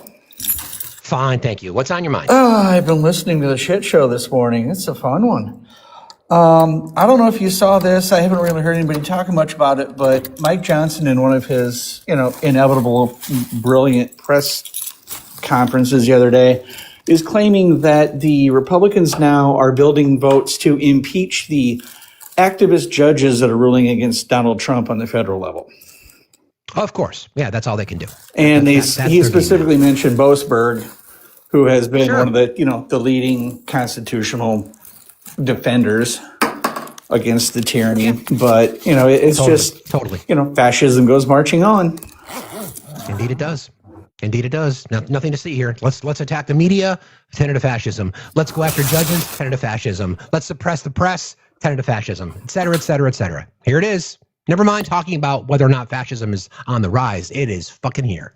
Yeah. Plain as day. Yeah, we're in, 1938 Germany right now. Ish. So. Yeah, we are. Thanks for jumping in today, Dean. Yep. I appreciate it. Good to see you. Have a good day. Be safe out there. You too. Peace. Yep. I don't really feel like having it's just not debatable anymore. Really. Yeah, Germany is knocking. Thunder, how are you today? I'm good. How are you today? Fine, thank you. What's on your mind? No, I requested when that Canadian was on talking about Carney and how we're shifting. I'm Canadian too, and how we're shifting towards China. Carney is not signing $1 trillion trade deals with China, and he's not pushing middle power countries in Davos to form new institutions because he thinks that the midterms are going to settle this all. It's done. It's over. You guys had your chance. You messed it up. Fascism is here. You've just admitted it. Fascism doesn't leave through peaceful, organized elections. They have the voting machines. They have access to the back end of the voting machines. They're going to have National Guard at the polling. I'm not gonna go there yet. Let's not. I don't want to fearmonger. We can have our opinions on these things. I don't want to go there yet. My opinion. That's a fearmongering. That's a fearmongering tactic, and we're not gonna go there. Okay. Well, my opinion is it's over, and your bacon is cooked. So. Okay. Appreciate you. Have a good day. Appreciate your perspective, but if that's the message that's going to resonate, then we might as well just give up, and you'll never see me again. And have a good day. Enjoy your life. I think it's crazy. Madame, how are you today? I'm good, Steve. How are you? Fine, thank you. What's on your mind? This whole shit show is on my mind every day, and it's getting harder and harder to do my work and live my life and maintain normalcy. But one thing I keep telling myself over the last couple weeks is that good old phrase, "Don't tread on me," and how they fucking stand on that and they fly their flags. And I want to say to every one of them, they're fucking treading. They are treading on us. Where are you? Where are the patriots that, with my cold dead hands, can you have my tool, my third arm, my third leg, whatever? It just, when is something going to change? When is something going to happen? And again, I agree with what Ben said, or whoever said that Canada's not going to save us. That we are in this. We're absolutely. I agree. Why should France? Why should anybody? We're in this hole. But there's enough people in this country that believe that. Don't tread on me. What the fuck did they think? Did they think it was only going to be a drone? Did they not think it was going to be, subliminal messaging? I mean, I don't get it, Steve. It's just painful. Don't give up. I'm not giving up. I'm not. I have shit written on my car. I drive around. People give me the finger. Some people fist bump me. I'm not giving up. But it's hard to swallow. Have a good weekend. Thank you. I appreciate you for being here. Appreciate you very much. Thank you. You too. Thanks a lot. Thanks a lot. Listen, I don't. I've seen a lot of people on the left talking about how, we're not going to have elections. That is what they want. Do you understand that that's what the propaganda machine wants? Now, I'm not naive to know that our elections are under threat. Of course they are. But I'm not going to sit up here and say, you know what, the midterms are going to matter. Listen, we can't vote our way out of this, obviously. But that's what they want. So people on the left, you've been subjected to propaganda too. If you're going to sit up here and say, they're going to seize the voting machines and National Guard's going to be there and this and that. All that may be true. But you want to start talking about that now? That's not my plan. My plan is to get more fucking people involved. My plan is to get more people involved in voting and the electoral process and running for office. Right? That should be everybody's mission. Why would we want to promote right-wing rhetoric about the fear-mongering regarding elections? Right? I mean, what's the point? Just stop doing it. Just stop doing it. It makes no sense. If it's not us, who? If it's not now, when? So are you going to be the who, or are you going to be the us? You going to be the then, the when, or now? It's a decision to make. Just don't get stuck in that trap of just believing the rhetoric that's connected to this whole, right-wing push to say, don't show up to vote because it doesn't matter anyway. Dana Shank, how are you? Hello, Dana Shank. I'm doing great, Steve. Thanks for bringing me up here. We had a conversation. Sure. I am here. What's on your mind? What do you want to tell us? Yes, I can. Oh, you just canceled yourself out. If you want to request back up again, I can absolutely take you back. No problem. All right. Confusion is the trick. Exactly. They want you to feel so defeated that you're not even going to want to get out of bed in the morning. And I get it. We're all depressed. We're all going through shit. Listen, I can't. I'm going on the road to talk to voters. I'm going to do everything I can. I can't do it by myself. I need you. I need white men to get in the faces of other white men. I need white women to get in the faces of other white women. I need people to start fucking doing something. So I want to sit around and just say, oh, they're not going to have elections. Oh, they're this and what the fuck is that? Stay fucking angry. Like, stay angry. Other people outside of our country look at our country and say, I used to respect and admire America, not because of our politics, because of our fucking people, because of what we stand for, what we're supposed to stand for, right? We can critique our country as long as there's been a country, and that's what legitimate political discourse looks like, right? But what are we going to do? Just give up? Be like, oh yeah, I guess somebody told me on a TikTok live that the elections are over and I'm not going to show up because they've seized the voting machines. Okay. Bend over and take fascism up the ass? Is that what's going to happen? Come on. Seriously. Just don't. You can't fucking give up. You just can't. I don't know why people would allow themselves to just buy that messaging instead of saying, I'm not giving up on this shit. Hello, hey, friend. Good morning. How are you today? I'm great. So I just want to say about the voting. Trump said himself, if they vote Democrat and we lose and they win, I'm going to be impeached. Everyone remember that and get out and vote and let's make it happen. Yeah, I don't want to impeach him. I want to kneecap him. I don't want either way, if we get out and vote, he said it himself. He's done if we win. Get out and vote. It's very important. Agreed. It's not the only thing. Obviously, we need to do more than that. There needs to be conversations about a national strike.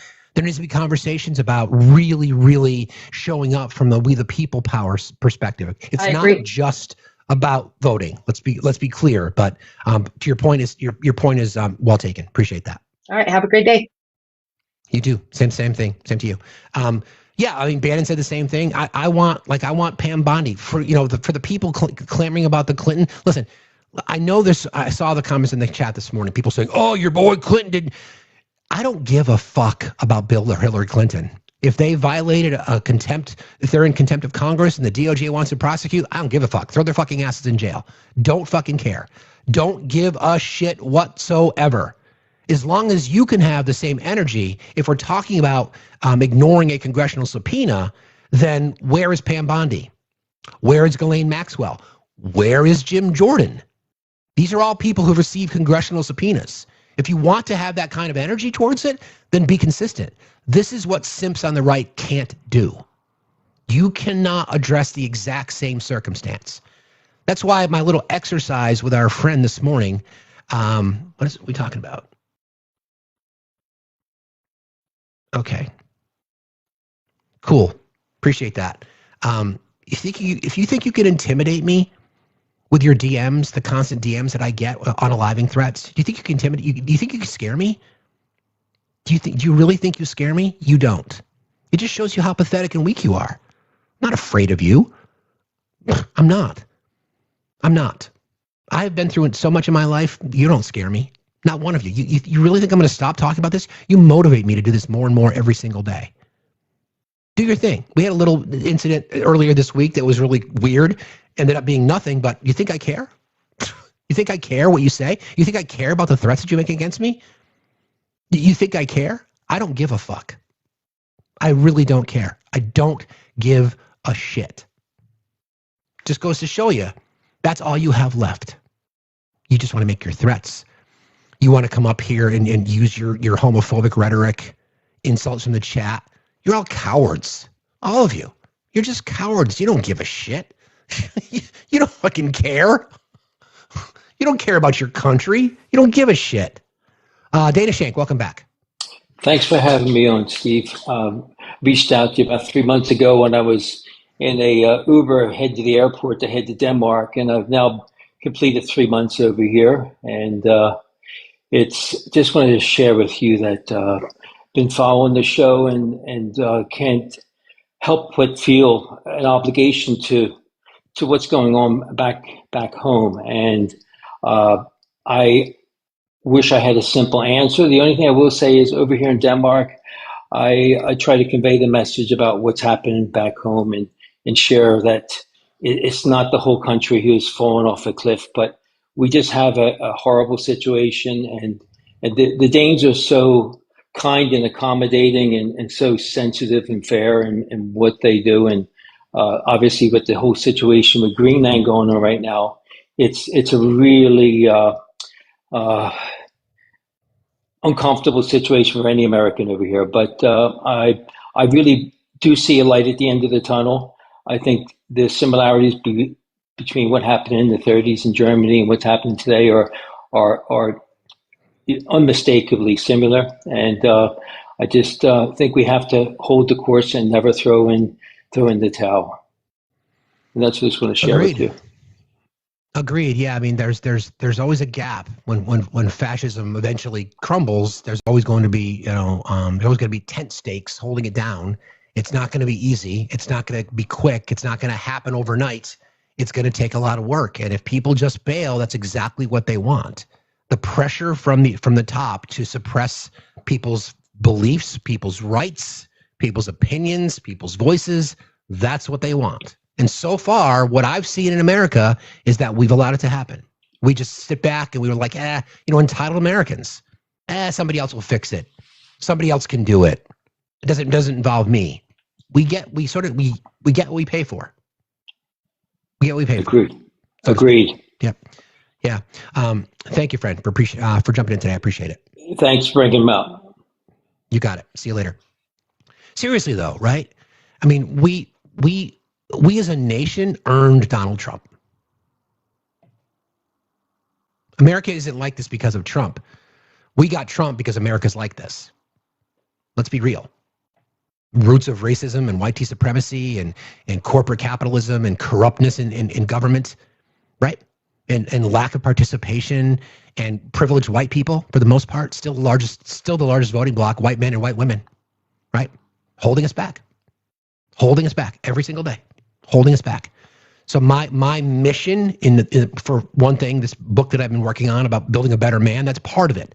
Accepting our own faults, the things that happened to us when we were younger, and using that as a way to be better. Because I am genuinely concerned about young boys. I really am. I am really concerned about the next generation of men in our country. They are being red-pilled. They are being red-pilled significantly. And it's not that young girls are not subjected to it or easily manipulated into the red pilling, but they tend to, as women age, they get more liberal. As men age, they get more conservative. So what do we do about that other than continue to talk to them and remind them what's at stake? And then getting in the ears of their moms and their dads to say, this is what's happening. We cannot give up. We cannot let them win. We can't. We have no choice. If not now, when? If not us, then who? Ranting, how are you today? I'm doing awesome. Long time no see. Yes. My father recently passed away, and he was a Vietnam vet. I'm so sorry. Oh, no, he's in a better place. I appreciate that. And the one thing that he was so concerned about was all this ice, running through our streets of blue cities and blue states, not red, not Portland, Texas. Maine. Portland, Maine. Yeah. And he was a very, very hardcore conservative when I was a kid until I came out of the closet. All of a sudden, he became an independent. He wants to, his question before he passed was, how is it that these guys can be so disgusting, yet want to eat in these restaurants, just walking in?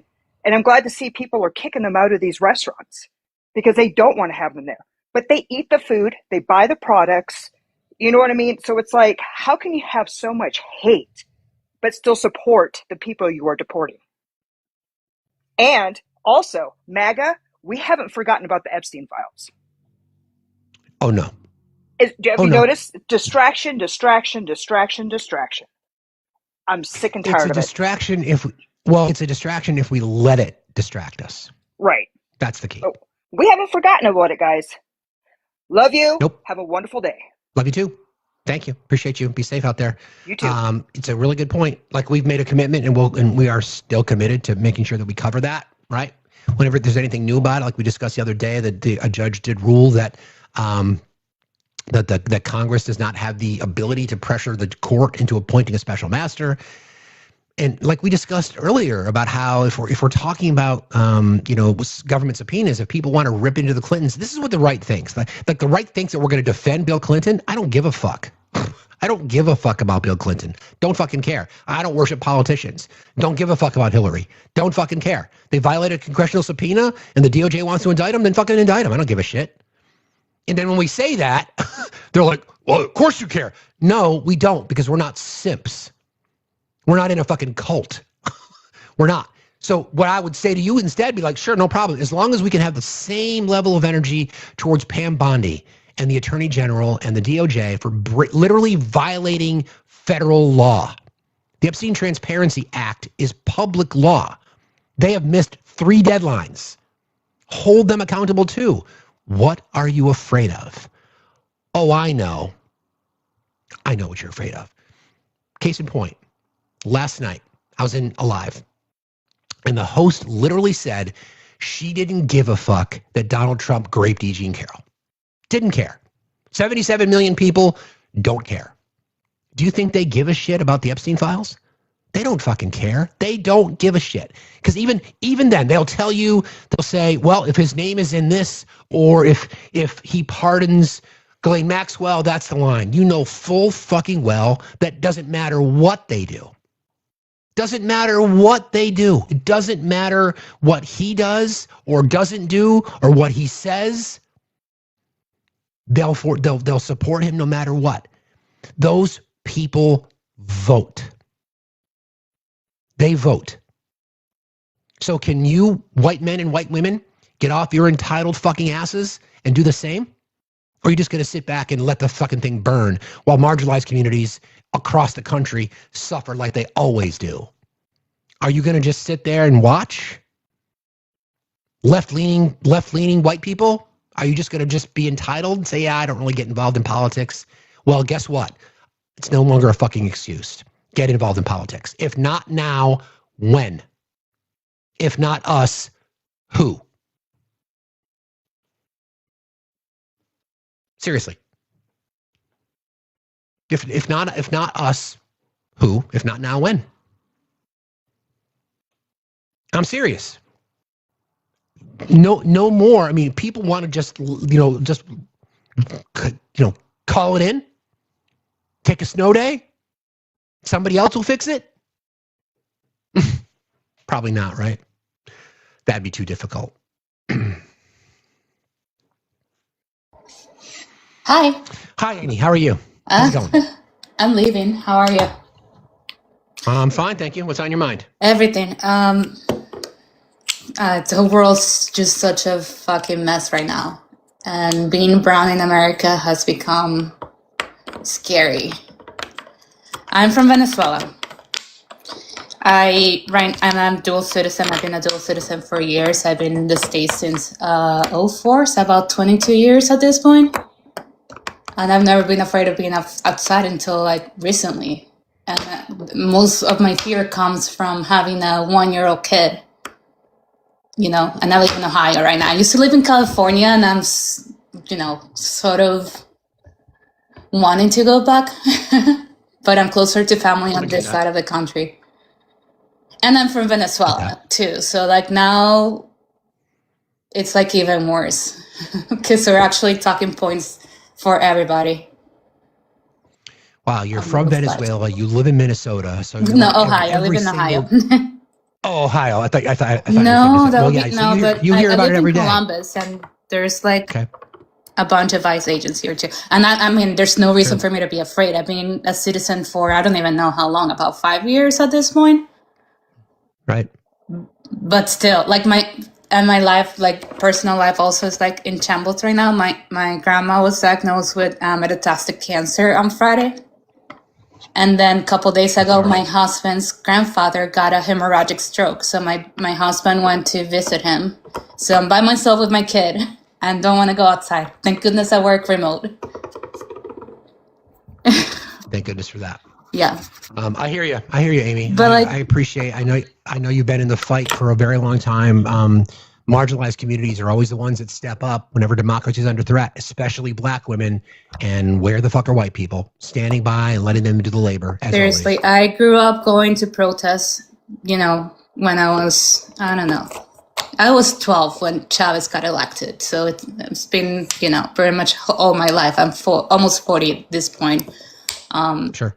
And I said it as soon as I saw Trump coming into power. Like, this is a right-wing Chavez. Like, he's an authoritarian. Everything's gonna happen, and everything. Like, it's just amazing how to see America, because it's not that we were a power, but Venezuela had money, and I remember going to the States on, like, you know, go to Disney when I was growing up, because everything was so cheap and we had all this money and we could do all these things.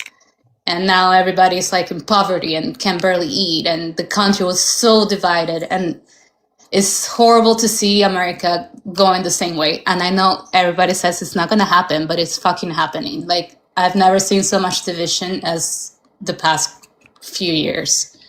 And it's all because of this, government. I agree. Well, I'll do my best to fight for you. I need help, though. Amy, thanks for being here. I appreciate you. Be safe out there, please. Bye. Thanks a lot. Bye. There you go. Right. There's people here. You know, there's communities of color and immigrant communities, the marginalized communities in general, that people, especially people who've just gotten their citizenship, who are fighting harder to save our country than the largest demographic voting bloc that we have, which are white men and white women. What does that tell you? Right. What does that tell you? I mean, what more do people need to see?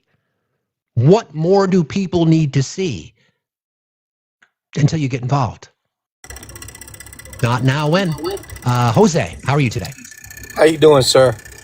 I'm just good. I'm good, thank you. I really appreciate your live and all that. I wanted to say this. When we win the House and the Senate, they should appoint Jack Smith to be special prosecutor to go after all of them. They can't do that because that would be that's an administration position appointed by the Attorney General. But I hear you. I'd love to see that under the next administration. I'd love to see it for sure. Because he's the most unbiased person I've seen.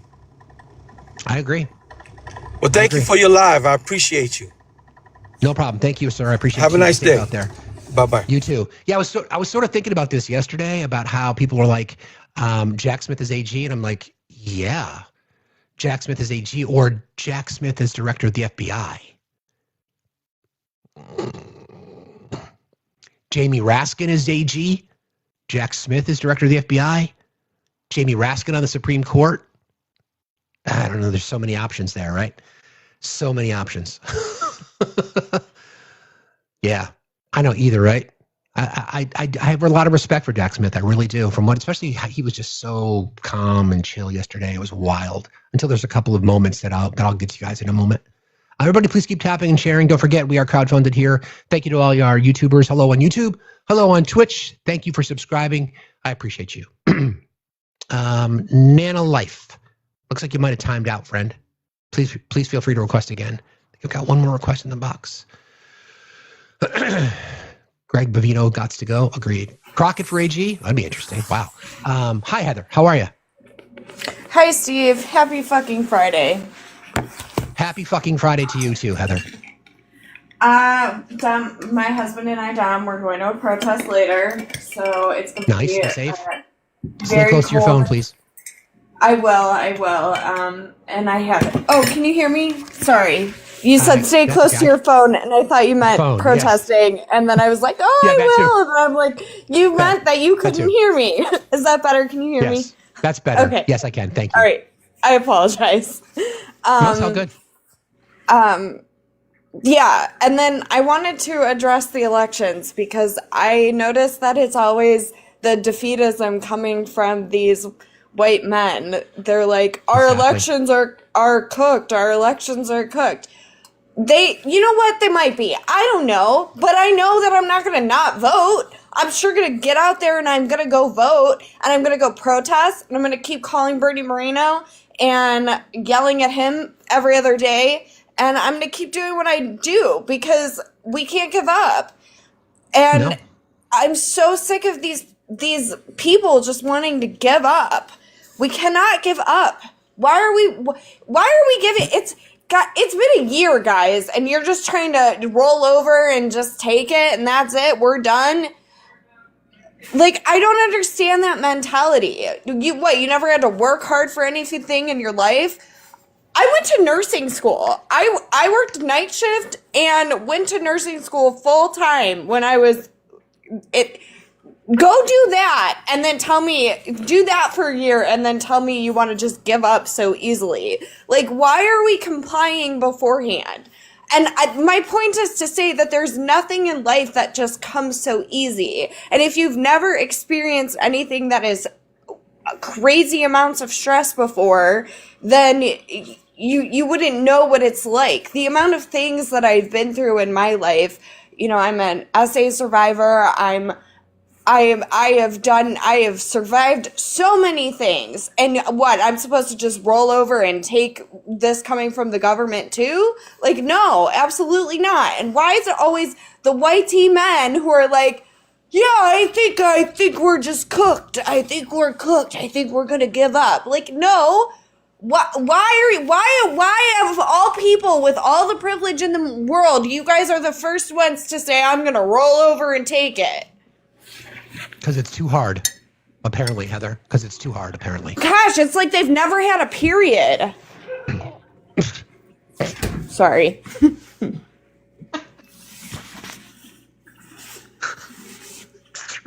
It's true. It's true. It's absolutely fucking true. I swear to God. True. It's like you get it's like a man cold. I'm like, and do not get me wrong, I have been having a time with this past couple of weeks, and I've also been under the weather. So, I mean, I get it, but look, I'm better today. I'm going out back in the fight today. Like, what do we mean? We're just going to roll over and take it. Like, exactly. All right. That's exactly right. That's it. Happy fucking Friday. Hey, happy fucking Friday to you. Please be safe, okay? You too, Steve. Thank you so much. Love you. You got it. Love you too. See you later. Take care. She's right. Right? She's right. Show me a point in the history of our country where white men have had it rough. White men exclusively. Find me one. I'll wait. There is none. And when it gets really hard, people on the left, especially the voices on the left, run. There are creators on this app that I used to respect, but I don't anymore because they're I've got some inside dirt. Oh, the elections are fuck that, and fuck you for saying it. What the fuck is the point? So you build your platform, and when things get really hard, you pack up the tent and go home. Shut the fuck up. Shut the fuck up. I'm just beginning to fucking fight. Why do you think we do this every day? Do this every day to try to say, yeah, and when we get there, it's going to be hard. So, oh, well, come on. Thank you to Shifty again. Steve dropping mics. Thank you for the super chat on the tube. Thank you. Seriously, though, when we need people the most is when people are going to fucking bail. Listen, queens, white queens in the chat, I can't do the work for you. You got to get in the faces of other white women. You have to do it. You have no choice. I'm going to deal with white dudes, and there's an army of people I know that are ready to do it with me. I can't do that, though. I can't. You have to do it. You have to do it. You have no choice. You have to do it. If it's shame, then fucking shame them.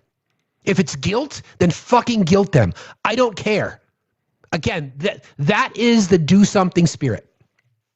That, Jess is right. We've always babied white men. There's no doubt about it. White men in our society have always been fucking babied. Always. Always been fucking babied.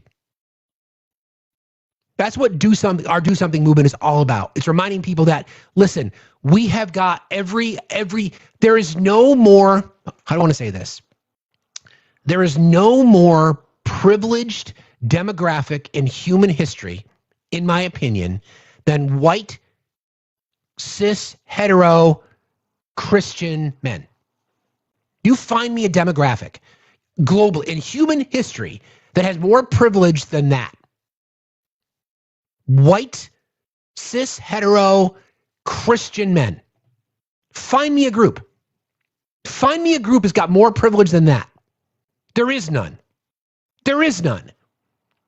So when we say it's all men, it's not just because of the violence that they commit against women and children every day. It's because we're fucking entitled douchebags. Sitting on our fucking laurels, expecting everybody else to clean up after us. And white women, due respect, stop babying them. Stop babying them. And they become mediocre at best. And when they don't achieve, white men, and when they don't achieve things, when we don't achieve things, we find somebody else to blame. It's not my fault. It's not my fault I didn't achieve that. Must be the immigrants' fault. It's not my fault that I didn't achieve that. Must be women's fault. Of course it is. Of course it is. Even people that I agree with politically are still entitled. Listen, I have entitlement. I'm a white man in America. The only box I don't check is Christian. That's it. I'm so fucking tired of apathy. I am so tired of it. And my anger goes at white men because we are the ones that are holding the entire system up. How many times have you heard me say it? A system built by people who look like me to benefit people to look like me. And now the most disgusting part, to protect people who look like me. Period. Period. What are you going to do about it? I will do my best to try to influence white women, but it can't come from me. It's got to come from you. It's got to come from you. I don't know how to fix it. I need your help. I really, really do. Hey, Manny, how you doing, friend? I'm doing pretty good. First off, I want to start off with a joke. I am much like Biden. I'm kind of regretting the title I sent you on Venmo. I'm kind of regretting what I called my Venmo because I just sent a coffee emoji. I should have said this is my subscription to the Jack Smith trials because I rely on you. I rely on you to tell me everything that's going on with that. Because thank you, bro.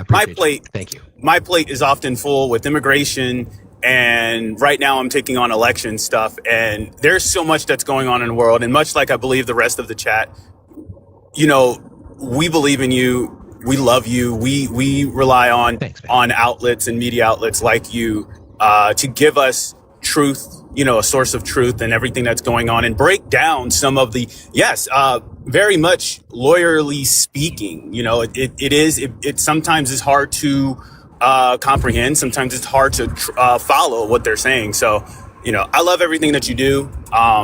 Thanks, man. Whether it be the e-file saga, the redacted file saga rather, or, any of it, I appreciate everything that you do.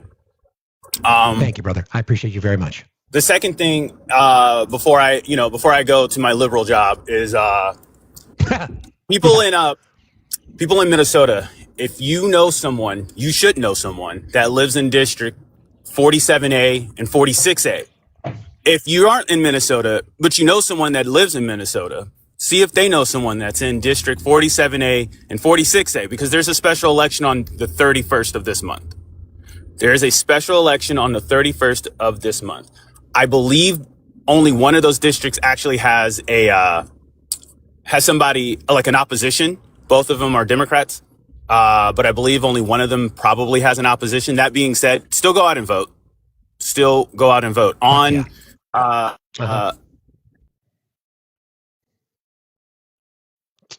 The 30th, right? And Next Friday, there's a few. but at the end of this month, or towards the end of this month, there's also 3 elections, 1 runoff in Texas. There's, I believe, a municipal, what is the district? Plano. There is special election runoff, federal election runoff for District 18. That's where the 2 Democrats are running in that one. Go out, still vote. Just because it's 2 Democrats running against each other does not mean you don't go out and vote. We want agreed. Just because Democrats doesn't mean they're all for us. Okay, Correct. so make sure you go out. Correct. Can't remember the last Texas district right now. It's escaping me. But again, 4 state and local districts are up at the end of this month alone. And there's 1 for the federal, which is Texas 18. Please go out and vote. Again, that's not the only ones. There are plenty of coming up in February, March. I've been posting it everywhere. If you're going to wait till November, then that's too long. I get everyone has this thing about, the elections. Right. Oh, are we even going to have one? If you wait till November, who knows? Go out and vote now. Find out where you are, find out your stuff and vote. Go ahead. Right. Before you leave and go to your liberal job, I thank you for the flowers, but you're going to take some now from us, because I don't know if you guys don't know this, but Manny does a tremendous amount of work on immigration, great Substack channel. He's provided us so much information that I count on to help me navigate shit. And he built out this timeline for some elections that are coming up over the next few months. It's in our Discord. Thank you for doing that. If you guys don't follow Manny, please do. Please, please, please do. I love you guys, and I love you guys. I'm going to be doing this election stuff until 2028 and going further than that. But yes, I will be reminding everybody on every Discord channel that I have the ability to, and I will be, if you're a content creator, you might see myself or Olive message you and say, hey, can you just make a 5-second video about the special elections that are coming up? I get it. You don't live in Missouri, but you probably know someone that does. Can you please make that video? I just want everyone to go out and vote. I got you, man. If you need help, you know where to find me. I appreciate you, brother. Be safe out there. I love you. Stay Thank safe. you. And stay warm. You too. Take care. Bye. Bye. And just as a reminder, I saw people splashing some numbers. I'm seeing temperatures of minus 38 with a wind chill. I'm one of those strange people. I'm the wrong person to ask about this kind of stuff. I really like extreme weather. I really do. I have been, I remember a day, it was Valentine's Day, 2001, maybe. It was minus 65 degrees with a wind chill, and I was out there snowboarding because we got a whole bunch of, or skiing at that point, probably both. Because we got a whole bunch of snow a couple of days before. There was tons of snow everywhere. There was nobody out there. Myself and a friend of mine, we feel like we had the mountain to ourselves. We only took 4 or 5 runs, but the conditions were perfect. There was nobody fucking there. It was wild. So anyway, everybody be careful. Please be careful. If you've never had extreme weather before and you don't know what it looks like, or you don't know what to do in extreme cold, here's my advice. Stay inside. Just don't bother, okay? Don't bother. Okay, I think I've got this person requested.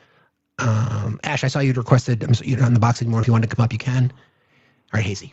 Yeah, cover your faces, please. No exposed skin. Hey now. Hi, Hazy. How are you? I'm struggling today. Okay. I've been listening, and I am that pasty white woman right now that needs a good tongue lashing, because I feel like giving up at this point. And I think a lot of it is coming from my daughter's point of view, where she is really struggling and her mental health has diminished. She's afraid to go to school. She just doesn't know how to process. And I think that's weighing me down on top of my own stressors. And I have made the calls. I've sent the letters. I want to go to the protest, but my husband wants to go with me if I go, just because of safety and numbers.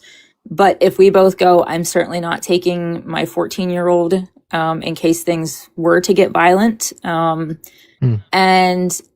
that terrifies me then to go, because if I go and he goes, where we live, there is no one, if we were to both be picked up, to take care of my daughter. And being that she is in the LGBTQ community, the T specifically, if she were to get picked up by child and youth services, then she's in a situation, and I'm then put in a position where how do I help her?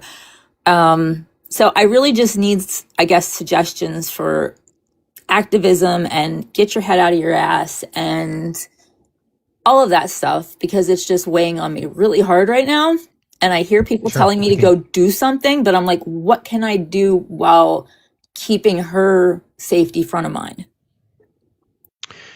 I don't want you to feel like, I don't want you to feel like because you may or may not be able to go to a protest, it doesn't mean that you're not doing anything.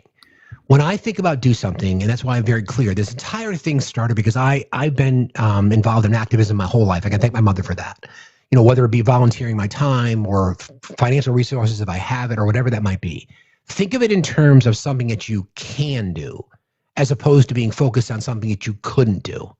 Like the 5 Calls app is something I would highly recommend for everybody. Yeah, and I'm doing that. I think I'm getting frustrated because I'm not seeing the results, and I know we have to stay persistent, and I'm doing the calls, I'm writing the letters, I'm donating money to people that can go out to do it. If somebody needs groceries, I am sending groceries where I can. That's great. Just all of those different things. But it still doesn't feel like enough for me, because it's not me to just sit back and take a back seat on things. And so I'm really struggling. I get that. So in my experience, Hazy, I think we've been friends in this space for a while, but you're probably doing more than 95% of people just in what you described right there, right? Don't feel like it's not a measuring stick, right? Just because you might hear somebody who's in a position to be able to do more, just because they can doesn't mean that you aren't, right? That's fair. Whatever that might be. Something that somebody said to me the other day that still resonates with me. When you're making lunch in the morning, make an extra sandwich. And then if you see somebody who looks like they are down on their luck, give it to them. Pick up socks. Have socks and feminine hygiene products in the trunk of your car. If you see a houseless person, offer those kinds of things. Yeah, volunteering your time. Those are things that really, really make a difference, because it shows everybody else that I can do that. Like, I firmly believe in the whole pay it forward concept. I've lived by it. I believe in the karmic power of the universe. I really, really feel like the more we give, I don't expect to get things back when I do things for other people, but I firmly believe in that. The more we give, the more we get collectively. Oh, absolutely. So don't beat yourself up just because you can't do something. Instead, give yourself a little bit of grace for the things that you can do. That's fair. That's fair. And I need to remember that, because I'm the person who will go gung-ho to the point where I run headfirst into the wall for anybody else around me to make sure that they are safe. No matter who you are, what you look like, who you love, I will be there for that person. I get it. We have already started adjusting things in our house where if we have to have a hiding space, just what can we do to help others? And it's sad that we have to think about that, but that's the world we're living in right now. And all I guess I can do is make sure my kid's safe and keep doing the things I'm doing. And I think my brain just plays with me and says, that's not enough. You're not out there. You need to be out there. And I'm a bit of a scrapper. From my younger years, it has carried over. And then I see this happening in the streets and I'm like, oh, let me at them. I'm like, I'm ready to go. Like, I'm pissed off. I want to be out there, and put me in the clink. Like, I'm ready to throw fists. Like, I get it. But I gotta rein myself in, I guess, a little bit, and just remember that I am doing stuff. Not necessarily rein yourself in, just maybe redirect it a little bit towards other areas where you can make a difference, right? Yeah, I get it. I'm a scrapper by nature too. It's funny because I was at this anti-ice event a couple nights ago with my boys, and my oldest son, he's literally, the apple fell next to the tree. When I was his age, I had a little bit of anger, I must admit, and he uses his voice, and he is loud, and he wants to get in people's faces. And I want to say, hey, dude, don't do that. But I did that. right? So the protective father in me is like, I don't want to see my son hauled off by the cops at a protest, but I did it 50 or 60 different times. So, Yeah. you know? No, I get it. And I'm a stubborn ass and I'd be the one out there doing it. And I mean, it would be a good example to set for my kid, but at the same time, I'm like, mother hen, I don't want her to get herself into those situations given the circumstances today. I get it. But I get it. I also don't want to use that as an excuse to keep her out of the know and to keep myself from going out and doing more for her and the communities That's fair. that are out there. So give yourself a little bit of grace, though. Even up here talking about it, Hasey, even just acknowledging the fact that there's always something we can do is doing something. So don't beat yourself up. And that's a call for everyone. We could all do something. Just because someone else who might be in a position of privilege or who's got the ability to do more, don't measure yourself against them. Yeah. Just if you're doing something, that's all we can ask for. And it's a bad habit of mine. Today. It's a bad habit of mine. It's the people pleasing from past trauma and all that. So, but well, thank you so much. Writing a book about that, as a matter of fact. But thank you for jumping in today. Yep, I appreciate the help. Thanks, everyone. You got it. See you later. I want. Yes, sometimes I'll come down hard on you, and I think it's necessary. Like, we all need the proverbial kick in the ass once in a while, sure. But don't beat yourself up because you can't do everything. That's why it's not called do everything. It's called do something. Whatever that is. I really, really like the simple thing about an extra sandwich in the morning. Seriously, the number one, the most sought after items in houseless shelters, with the exception of like cat food and dog food for your pets, socks, and feminine hygiene products. Those are the things that are always the mostly highly sought after. That's it. That's the reality. Next time you're at the store, next time you're at Costco, or next time you're at Target or Walmart or whatever, if you're in a position to do that, protein bars in the car, good call, facts. Grab yourself an extra package of white socks and just leave them in your car. And then remember that they're in there. Pick up a box of feminine hygiene products and leave them in your car. And when you're in a position, just give them up to somebody. It doesn't take anything to do that, right? Whistles. I hear about whistles. Volunteer your time in schools. There's all kinds of things that we can do. And don't put yourself in a trap just to say, "Oh, I can't run for office. I've got a medical condition. I can't." I get it. We're all in the position. I understand. I'm willing to take on a lot of that because I'm relatively healthy and I've got access to things and I'm not fucking shy. I'll stick my fucking nose in anywhere. That's something that I can do. I can do this every day. I'm privileged to be able to do this. I'm privileged to know people in government. I can rely on things like that. In fact, I was invited to a town hall with Becca Mallett, my rep, next weekend. I will be there asking those questions. I don't go easy on people. I don't give a shit. If you vote for me, you're going to continue to earn my fucking vote. I will. They know me by name in their office. That's why I got invited. Menstrual products is more inclusive. Fair enough. Apologies. Appreciate that. I will thank you for that advice. I appreciate that. Seriously, we've got a lot of fucking work to do. And unless if it's not us, who? If it's not now, when? Stop waiting. Best time to plant a tree was yesterday. Hey, honeys, how are you today? Hey, Steve, it's Samantha. How are you? Hi, I'm good. How are you doing? I'm good. I call you my internet dad. Thank you. I appreciate that. Thanks. I'll take it. I wanted to tell a story right quick of something that happened to me at the beginning of the month.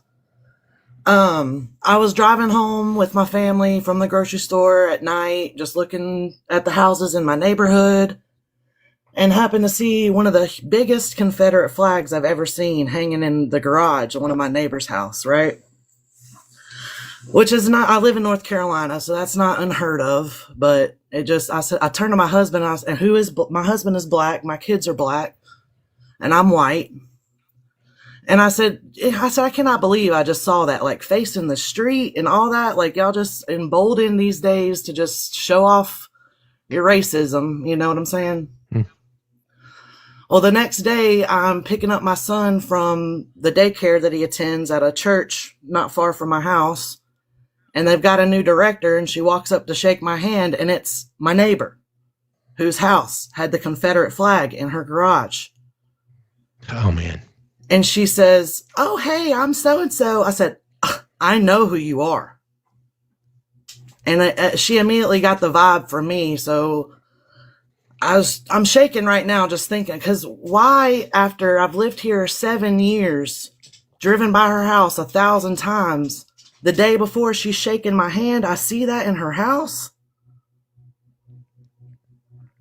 And I'm not like a religious person, but I mean, I believe in the universe and stuff like that. And so the next day I go up, I work from home now. So I'm very blessed to be able, I could go up there and pick my son up before he got off the bus. And I spoke to her and I said, "I saw what you have hanging up in your house and I'm not okay with that. And my son will not be attending this daycare any longer." And she tried to tell me like, "Oh, it's my husband's. He says it's history." I said, "Ma'am, I knew you were going to say that and I don't care." Of course. I said, I watch TikTok live debates all day long. And I said, "You can call me a snowflake, lib, whatever. I don't care. This is disgusting behavior." She wanted me to ask her kids if she's racist. I said, "I'm not involving your kids in this. I'm not going to involve my kid in this. You just need to know that your compliance with your husband's choices have consequences. And I'll be making sure that other parents are aware of what is being displayed in your home since you're not denying it." And I also got to use something that y'all have taught me with these Charlie Kirk fans, because I scrolled her Facebook and saw her little tribute to him from September. And I said, "What's your favorite Charlie Kirk quote, honey?" "Oh, I don't really have one." I said, "Exactly. None of you have a favorite Charlie Kirk quote, because nothing he's ever said is profound or worth being put on his tombstone, I can tell you that. So you want to say you're not like that, or you changed from your mindset years ago or whatever, you got some deeper digging to do. And I hope this really sticks to you and you think about it." So I just wanted to share that if it had been a Trump flag, I might have would have held my tongue and given them my money, but that's one thing that I just do not deal with. My dad is MAGA. He bragged on Facebook about voting straight Republican ticket here in North Carolina, and I have not spoke to him since. It was not worth talking about. What you just talked about right there is the kind of things that most people in the past would not have done. Right. So thank you for standing up. Thank you for doing something. Thank you for seeing something. Again, this goes back to this simple phrase: see something, say something. Right. And exactly. you made a decision. And and most people, again, entitled white people would probably not stand up. Didn't want to ruffle the curtains or rustle the apple cart, whatever the expression is. But that's an example of standing up. That's an example of doing something. Thank you so very, very much for doing that, friend. Well, really appreciate that. Well, thank you for being here every day to inspire, not just me, but other people who may not feel comfortable or have the confidence. I mean, I was raised here in North Carolina by somebody who lived in Miami, Florida her whole life. So I don't play games like that. I'm not a regular Southern person. I don't deal with that crap.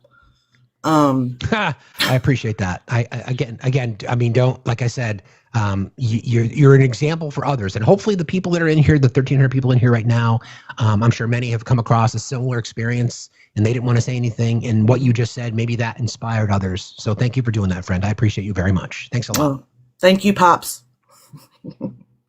See you later. Have a good day. Bye. Take care. Bye. I'll take that as a compliment.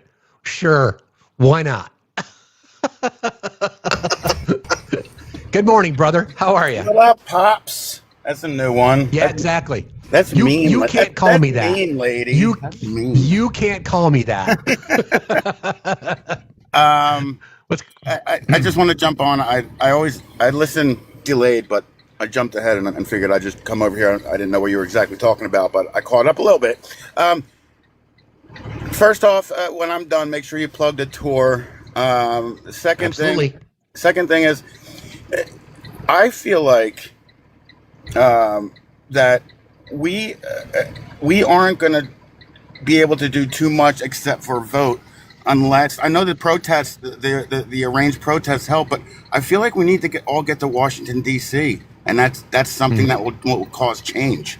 I know it's hard to think about, but like when Benny was talking about, I had prior things I had to do. I couldn't go to this protest or that protest and joking around about that. But do you think that would make a difference if we were in the streets and hundreds and thousands of us were in the streets of Washington D.C.? Do you think that would even make a difference? I do, because I go by historical references, Fish, right? We have moments in our history where I think about the civil rights movement. I think about all these kinds of things that it took, whether it be injustices or whatever it might be, for the American citizenry to speak up. In those moments, again, it was not represented from a per capita perspective on a population. There were not enough white people, not enough. There's never been enough. We've got to get more people doing more, whether it's a national strike, and I understand that. I know people that are already struggling to make ends meet. I get it. Some people can't risk not going to work one day. I understand that. It's not lost on me. It's never lost on me. But these are the things I firmly believe in this balance in the universe. As you know from getting to know me, I'm a very purpose-driven individual. And I feel like I am here living this particular timeline right now for a purpose. That might sound stupid. That might sound ridiculous. I feel that. And I wish other people felt that way too. We're here now. We are the ones that have to address it. We are the ones that have to figure this shit out. If it's not us, who? If it's not now, when? Very good, man. I got to get back to work. Do your thing. Do it. Talk about the tour and see everybody. Stay safe, and if you're getting snow this weekend, pack up on whatever you do, booze or not booze or smokes or whatever. See you later. I appreciate you, my friend. Thanks a lot. I want to give a shout out to Fish Trucker and also some other friends, Michelle and Sam, we have this little team that we formed for this Do Something tour. So as a reminder, what the Do Something tour is, we talk about this a lot. There's a channel in our Discord. Just saw the mod chat. Anyway, distracted. There's a channel in our Discord that kind of gives you the information about Do Something. So what it is this: I want to address non-voters. For me, it's about activism and participation. So post 2024 election, exit polling told us that roughly 90 million people did not vote. And I think that, and we've discussed this before, don't mean to sound like a broken record, but I think there are two distinct groups. 45 million people who are the both sidesers, like two wings of the same bird, two sides of the same coin. I think they're lazy. Likely a lot of white people, entitled, don't want to bother themselves. We know a lot of those people are in Gen Z and younger millennials. And that we'll get into that in just a second. And then there's the other half of that people who are living small villages and towns and cities and large metropolitan areas and rural communities who just don't feel heard. They just don't feel like anybody is listening to them. They don't feel like anybody cares about them. They just see the machine. They're probably not engaged in politics. They're probably like us. They just want to raise their family. They just want to be able to have dignity at work. They want to be able to retire before they die. They want their children to have access to capital. They want, their kids to be able to have a better life than they do. They want their friends to be able to, or their family members to be able to buy a home someday. Those are people that we can influence to vote. Those are the people that I want to talk to. So this Do Something tour is taking on a bit of a life of its own. So the Do Something activism, you should be thinking about that every single day. The Do Something tour is yours truly, hitting the fucking road, going wherever people will take me, whether it's a VFW, whether it's a bar, whether it's a pool hall, whether it's a motorcycle club, whether it's a school. I don't care. I just want to have these conversations. I talk about purpose. I talk about, using my privilege. I can't think of a better way to use my privilege. I can assimilate in many, many communities. I got tattoos.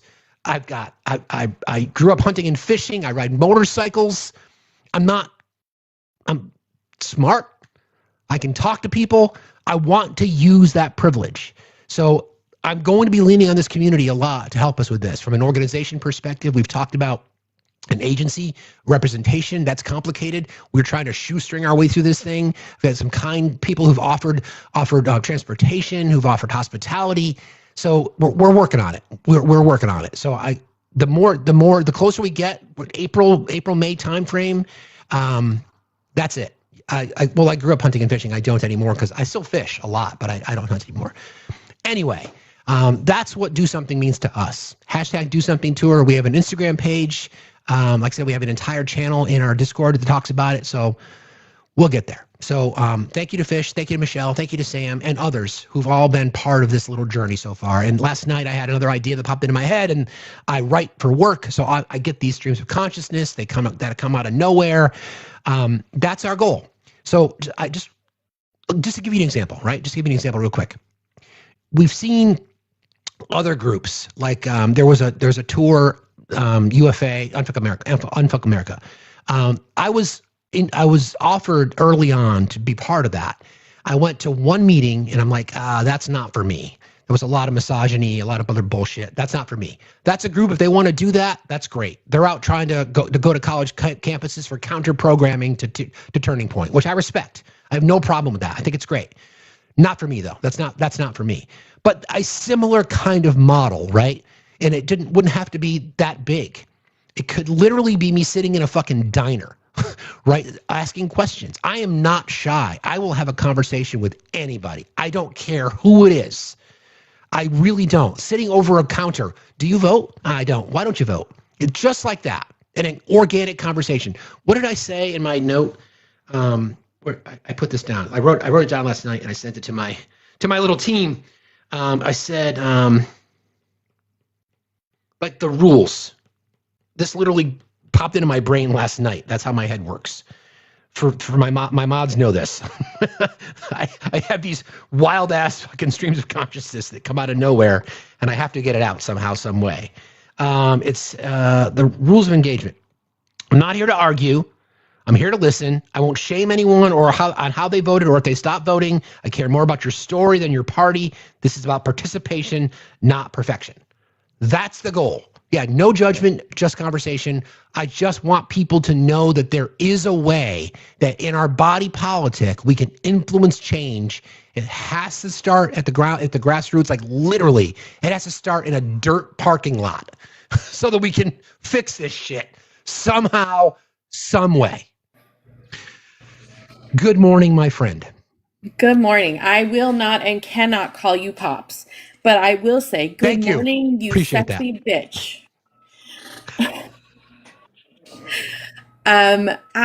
First of all, I want to tell everybody, thank you for being here.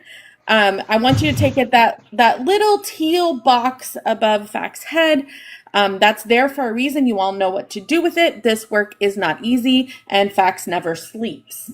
So when he's not sleeping, he's researching. I don't think anybody knows exactly how much work goes into what he does. No, Reeb, I'm not calling him my daddy. That's not happening. No, that's not happening. Also, with 1.2K people in here, we should be closer to 1 million than we are as far as likes are concerned. But now for the real reason that I came up here. I tend towards the positive. I hear a lot of really exhausted and frustrated voices that have come up today and in over the last several months, year, right? And I kind of want to lend some perspective to it. Your feelings are valid. Your frustration is valid. This is the plan, right? This is what they want. They want us exhausted. But the point is that we can't all be exhausted at the same time. So when you're feeling that, take your time, breathe, touch grass, do what you need to do something for yourself. Joy is an act of resistance. Choose that time to do the joy, to disconnect for a minute, and then you jump back in when you're energized, and then you'll be the spoons for someone else who doesn't have them at that time. The biggest things that I can say that we need at this time are community. We are more than they are. There are more of us than there are of them. And the best thing that we can do is come together. So I would suggest that if you're not part of our Discord, join the Discord. We have a wonderful community here. And you can always jump in and somebody will have the spoons at that time and give you some support. Reach out to your local Democratic Party. Most counties have one. If not, states have them. Reach out to them. If you don't want to be a part of the Democratic Party, Democratic Socialists also have groups that you can connect with. Be part of a team, because when you're part of a team, you don't feel as alone. You know that there are people in your corner that are fighting for you. I see it every day. I really listen to these debates. There are far less MAGA debating anymore. I do believe that there are far fewer people that are okay with what's going on. And I think people are starting to wake up. The more people that wake up, the more that we need to be there for them to show them the way. These things don't last forever. And I do believe on the other end of this, there will be some really wonderful reform that happens. And I think that that's what we need to look for, right? We can make this negative into a positive at the end. And that's my piece. Damn, I love that. And damn, I love you. And thank you for not calling me daddy. I appreciate that very much. You, for those of you who don't know, Francis is one of our amazing moderators. Francis has been here for a while. We go way back, as they say. Me too. So hearts in the chat and love for all mods everywhere, because I could not do what I do without my amazing mod team. So hearts in the chat for mods everywhere. I love you so much, friend. I love you too. I love you all, but Steve, I love you most. I appreciate you. Have a good day. Be safe out there. Thanks a lot. All right, bye. She's right. She's right. Right? She's right. Nowhere in her message was it break bread with Nazis. Nowhere. In fact, I know Francis would be first in line to nut punch some Nazis. Point is that we need to lean on each other. Right, we really, really do. I love the imagery of the spoons. Like, I don't have the spoons today. Someone could be like, "I got the spoons. I got you." Tomorrow, I might need you. I might need your spoons. Exactly, right next to Cookie. Exactly right. I love that. I love that imagery. I just love that imagery. There's always something that we can do. We just may not be in a position. Listen, we're all exhausted. We're all exhausted. And yes, I put a lot of time into this show because it's important to me, right? But I've always got space for this shit. And I always will. If I stop, then fuck it. Yeah, got spoons? Exactly. I love that. Good t-shirt idea. So thank you for that, Francis. And thank you for that perspective and for that reminder. Oh, we're putting the band back together. Good day, my friend. How are you? Hang on a second. I got to give you your little intro. Hello there. There you go. Hello there.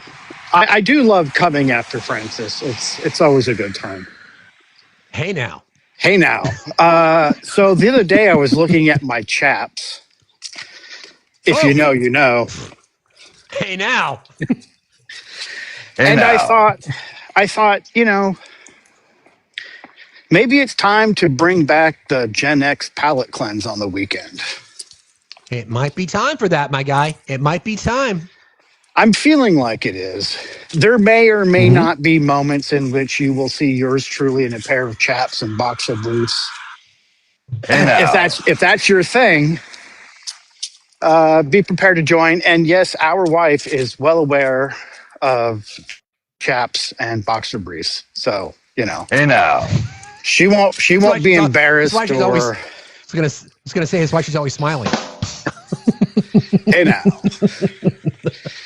We've discussed this before. If you have a life partner and you're not chasing after that on a daily, the fuck is wrong with you?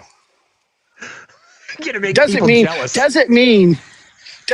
that the rewards will always come, but eventually, if you work at things slowly with love and kindness, you get what you get, right? And I think that's true. That's the message, right? Folks need I fucking loved that song when I was in high school because I am that fucking old, which means I'm older than Steve still. God damn it. Always. Folks need to be nice and kind to themselves, right? I think there's a lot of issues with social media, right? And one of them is the performative aspect, right? There are a lot of people on this app who are still here who started out with what appeared to be good intentions, but then it just turns into performative grifting bullshit, right? Correct. So when you're measuring, don't measure yourself and what you are doing with what anyone on any app is doing, myself included, right? This isn't a contest. It's a matter of what you can do and what you're comfortable in doing, right? So if you're feeling like you're not doing enough, but you're doing something, you're doing plenty, right? Doing more than most. You're doing more than most. Yeah. I think we need to keep pointing this out, right? That don't fall for the performative bullshit, right? Don't fall for creators who you think are good people. And then it turns out that they're pieces of shit, which just recently happened, right? So let's keep this in mind too. The world is full of dicks and assholes and MFers, right? And unfortunately, they're also the ones being performative and grifting on this app. Please stop discounting yourself while measuring what you're doing against these folks. There's a lot of them that still don't deserve to be on any app or platformed in any way. Most of them have left, right? But the toxicity that social media brings really does have a net negative impact on people's mental health, especially younger folks. Well, younger than me, which isn't that hard. Although, unlike Uncle Rusty, I'm not as old as dirt, so I've got that going for me. That's true. Right? Because he'll always be older. So be kind to yourself. True too. Yes. Yeah. Love yourself, right? Yeah. And if others don't love you, just know this is a space in which we tell people that we love each other. I love my brother Steve very much. He is truly family. Back at you, bro. And it means a lot to be in his circle because I've had the privilege of hanging out with him and seeing him be the same Steve he is in person that he is on this little show that he puts on. And it does take a tremendous amount of work. Francis is right. He also has the best fucking mods in the world. I love you all. Have a fantastic day. Do please take care of yourself. I know the rest of the United States is about to get smacked with some horrible weather. Yeah. It's going to be like 52 in LA over the weekend. So I don't know what the wife and I are going to do, but we'll be doing it at Disneyland in the Hojo Hotel. So we got that going for ourselves. We love you, friend. We love you. And if the Gen X palate cleanse happens again, you know where you'll find me. I appreciate you, my dude. You know that. Appreciate you. Love you guys. Peace out. Love you too. See ya. Peace. Yeah, it's a really good reminder, right? I mean, we're a news show. We're not just just don't cover the news. We talk social commentary and the whole 9 yards. But it always in the back of my mind, it's always like, we got to just make sure that we're giving ourselves a little grace. And I'm bad at that. I got to do a better job taking my own advice. I've gotten better. I would like to think that my mod community would acknowledge that I've gotten better taking my flowers. I'm trying. It's not easy to do. But all of you should take your flowers for the things that you do. I do play the guitar. Yes. TJ, I appreciate that, bro, but you're still not getting into the throuple. Sorry. You tried though. Anyway, do be kind to yourself. whatever that looks like. Just try to be kind to yourself once in a while. It's okay. I love what Obi said. It's not a measuring stick. Just do what you can. Hello. Let's see. Peace, love, Bran. How are you today? Peace, love, Brandy. I'm good. How are you? Fine, thank you. What's on your mind?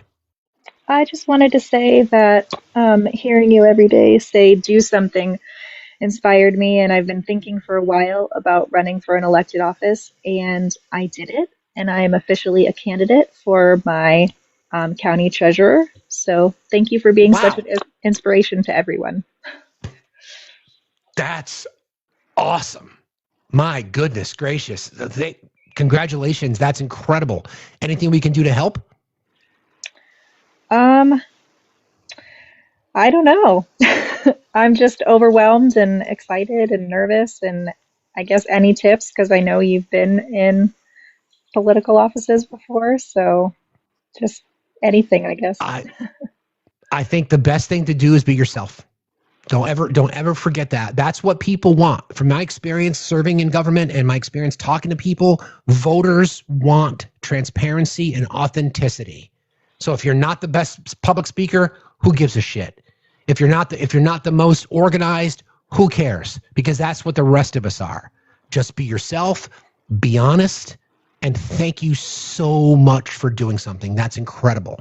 If you feel like you need support to run your campaign, let us know. We can probably help with that too. Would the best place be to reach out in Discord, or where do you? That's fine. Yeah, I'll follow you, and you can reach out to me in Discord. Yes, Discord's probably the best spot. Message me in Discord, and we can have that conversation. Congratulations. Okay. That's amazing. That's amazing. Thank you for doing that. I appreciate that. Congratulations. That's great. I love it. Thank you. I see a lot of people in the chat asking where I'm at. I live in Colorado, in Larimer County specifically. Since my name is out there, you'll be able to find it anyways. Okay.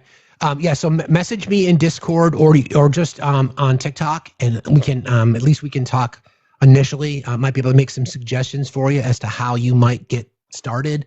Well, you've already done the hardest part by dipping your toe. Congratulations to you. That's incredible. I love that. Thank you so much. I don't want to take up more of your time. I just wanted to say thank you. So I appreciate you so much. Again, message me, please. Okay?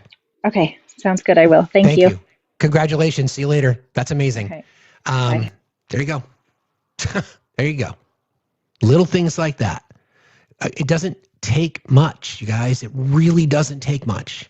If we go back to those numbers, right? Like I said, roughly 45 million people. That's just my guesstimate. I know that the 90 million people that didn't vote, they fall into a variety of categories. But the 45 million roughly that are just feel like they're disenfranchised, it only takes 1% to swing elections.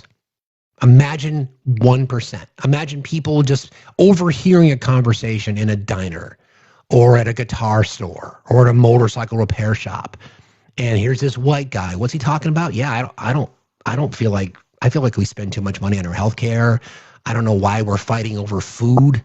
I don't know why we're giving benefits to the richest and to corporations. Imagine somebody like, I can vote for that. So my pitch will be harm reduction. My pitch will be, there's always something that we can do.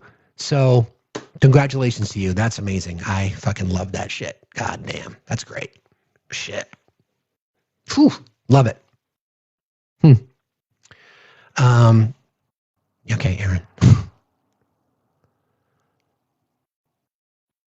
Aaron, you want to come up, or do you just want to sit in the chat and look like a fool? I guess you'll choose the latter. Okay.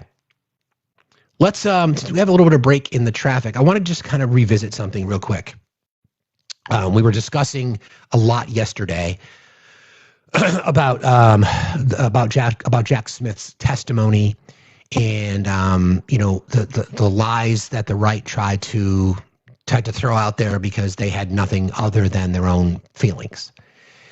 So something that did not get discussed a lot yesterday was the Mar-a-Lago documents case, because they brought up a lot of stuff related to J6. There were two moments that really stood out for me from that testimony. One of them was caught off camera, and one of them was caught on camera. So there was an interaction with Michael Fanone, one of the Capitol police officers, who was famously, as we all know, was dragged down steps. Was his own taser, I think, was used against him. There's famous sound of him being, in fear for his life, that he's got children. So there was an agitator. His name is, I think it's Ivan Reiklin, and apparently they have a history. So there was this moment that occurred during that testimony yesterday, which was just disturbing. So first of all, this gentleman came as an agitator. That's his history. Before I play you the sound, let me just give you a little background as to who he is and why it was controversial. Ivan Reiklin is a U.S. political operative and activist. This is from his wiki page. Best known for his involvement in far-right election denial efforts and recent high-profile confrontations at U.S. political hearings. He's a former U.S. Army reservist with a background in special ops and intelligence and has become a controversial figure in American politics. In the military and intelligence service, Reiklin served as a Green Beret and later as lieutenant colonel in the Army Reserve with experience in special ops and work with defense intelligence agencies.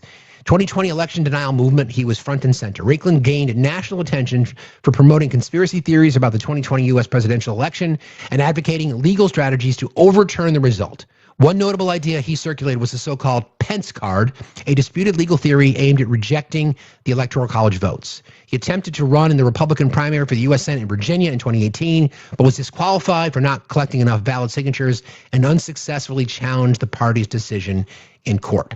So that's a little bit of his background. So he was at Jack Smith's hearing yesterday. He was sitting in the very front row behind members of the Capitol Police Board.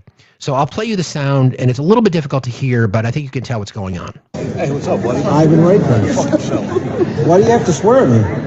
What's that? What do you He's addressing Michael Fanone. have to swear at me? Oh, dude, don't pretend like we're not mortal enemies. Go fuck yourself. Well, why do you have to lose your cool like that? I'm not I've losing been my cool. always professional with I'm you. not losing my cool. Every Fuck single yourself. time I communicate Fuck with you, yourself. You're a I traitor to am this always country. Fuck professional with yourself. you. Well, I'm And not. it requires Fuck other yourself. people to contain your Tourette's syndrome. Okay? I'm not gonna get for that. You've threatened my family and you've threatened my Oh, life. have You're I? a traitor to this fucking country. Why Go are you fuck so yourself. spasmodic? Am I spasmodic? Absolutely. Fucking do Look something. behind you. Do something. Why should I? I'm communicating with you and trying to calm you down. Right? Look at your face and shit. You can't even control yourself. Let's have a fuck, man. You can't even be a man. Trust me, I'm using a lot You of see how respect many right now. people are constraining you? Come get me. Look at me. Total control over my mind and body. Total control over my mind and body, and I'm totally dominating you. You get the idea. So he was invited by the GOP to have a seat there. Apparently, there are allegations that this man has made against Michael Fanone's family, including that he wanted to grape his kids. So that in and of itself tells you everything you need to know about today's Republican Party, that they would invite someone like that there to this particular hearing where they knew full well that there were going to be Capitol police officers there, right? So that's one moment. And then another one I think is even more disturbing is we have, I think his name is Troy Niels. This was a wild moment. Is that the guy? I think this is the sound right here. So in the testimony that again, the questions were supposed to go to Jack Smith. His questions were ridiculous. But this is how. Am I sure he was invited? Well, I don't think you can just go. You have to have access. You can't just walk in. I believe there has to be an invitation. I'll confirm that. But I've been under the impression that entire time that there does need to be an invitation to agitate Fanone. So this is Representative Troy Niels, representative of Texas, and again, members of the Capitol Police were there, and this is what Troy Niels, who was in Congress, who was protected by members of the Capitol Police during the insurrection on January 6, 2021. And this is what he had to say. I would like to quickly address the police officers of January 6th. Mr. Don, Mr. Fanone, Mr. Gonell, Mr. Hodges. I'm a member of the new select committee to actually examine what happened that day. And I can tell you, gentlemen, that the fault does not lie with Donald Trump. It lies with Yogananda Pittman and the U.S. Capitol leadership team. We know they had the intelligence and there was going to be a high propensity for violence that day. claim my time. Yeah. You will be in order. The time belongs to the gentleman from Texas. We've had some disruptions already. We don't need that. Let the gentleman may continue. We know the Capitol leadership team, specifically Yogananda Pittman, had the intelligence, and there was going to be a high propensity for violence that day. And the Capitol itself was the target. We knew the extremist groups were going to be there. And why do I say that? It was your own report from your intelligence section, the IICD, which was run by Pittman, in the January 3rd special events section. It was in it. It was in it. And Mr. Dunn, I believe that you thought that day would be like just any other. In your testimony to the January 6th committee, you said you found out. It was Michael Fanone who did the cough and said fuck off under his breath. How Doug Ugly was going to get on a cell phone. Somebody sent you some information on social media. The point is, you were all unprepared to deal with that day. Man. And that's because your leadership failed to share the intelligence with you. It was their fault, folks. It was their fault. It was not President Trump. And we are going to expose it for the first time because the Benny Thompson, the sham committee didn't do it. Will the gentleman yield for a The question? sham committee didn't do it. The report is 845 pages. Donald Trump's name is mentioned 4,207 times. We know what the committee wanted to do is to not allow Donald Trump to come back and win again. And they failed miserably. And I hope you now can see that. With that, Mr. Chairman, I yield the balance to my distinguished colleague out of Jersey. I just want to quickly go over something because we keep rewriting history. The president said peacefully and patriotically. What don't we understand about peacefully and patriotically? He asked for the National Guard. That was ignored. He asked Speaker Pelosi. More lies. What don't we understand that? More lies. You for a question? Are you saying Nancy Pelosi controls the National Guard? Wait a minute. The president could have ordered the National Guard if he wanted to, and you know that. My time. I lost some of my time. Time belongs to the gentleman from New Jersey. You have a few more seconds. See what I mean? And finally, how many elected officials say we're going to fight to win an election? You terminology used all the time, seriously. And of course, if they were guilty, they should be prosecuted. The problem was there were many in the mix. There you go. There you go. So that is today's Republican Party. Literally going around the country saying how much they support law enforcement. And those motherfucking cowards looked Capitol Police officers in the eye and told them that it was their fault. That it was their fault. Lying about the National Guard deployment. Lying about what the president said. He said peacefully and patriotically like twice. And then said fight like hell over 20 times. Plausible deniability, right? Plausible deniability.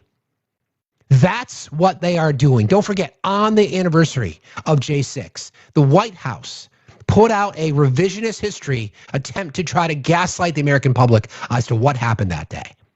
They blamed the Capitol Police as well. They blamed the Capitol Police as well. And there are still stupid fucking people on this fucking app who will believe it. Ignoring history, right? Acknowledging that Donald Trump deployed the National Guard in D.C. this past summer, but he couldn't do it on January 6, 2021? Okay, sure. That's what has happened based on protecting predators. This is what you get. For 9 cents a gallon, this is what you get. Hey, friend, how are you? How you doing, sir? Great show as always. Love the commentary. Love the show. Thanks. I saw how much restraint Mr. Fanone had to put on display, and trust me, this is a guy who, I mean, he did his job. This is not a Democrat or Republican or right or left. He did his job protecting Republicans as they ran. Some of them hid in storage closets. Some of them ran to hide in bathrooms. A lot of them were hiding under their chairs. They all had gas masks on. And for crying out loud, Donald Trump did not offer peace that day. There was no handshake. There was no photographs of the two presidents exchanging words and pleasantries. There was nothing about the peaceful transition of power on that day. And this wasn't about one day. Reminds you, everybody, that Donald Trump was fermenting the seeds of not leaving power 6 months, 7 months, even a year before that. and this is gonna, you know what? I hate to say this and fearmonger, but I have no choice. I think Republicans will do this again because they got away with it the first time. What's to say? Right. They're going to try. Yeah. They're going to try. Hypothetically, Gavin Newsom wins in a landslide or whatever. He wins a tight race or wins a landslide. How are they going to be? How is this not going to happen again? Donald Trump will be behind a plexiglass screen again. His compadres up there will say, take down names and kick butt. They didn't say butt. His other compadre up there will be like, yeah, let's have trial by combat. Tell me where the peacefulness was in that speech anywhere. Tell me where the lies about the election. Like, he just said it 3 days ago. I lost a rigged election while he was in that forum the other day, lying about, that we could take Greenland, that Greenland was never given back to the U.S. Come on, where is my good Republicans at? I never want a chamber filled with my people, my Democrats. I mean, it'd be nice, but I want bipartisanship. That's what we were created on. I want a good check to my party. Where are my good Republicans? You let that piece of garbage in. That was uncalled for.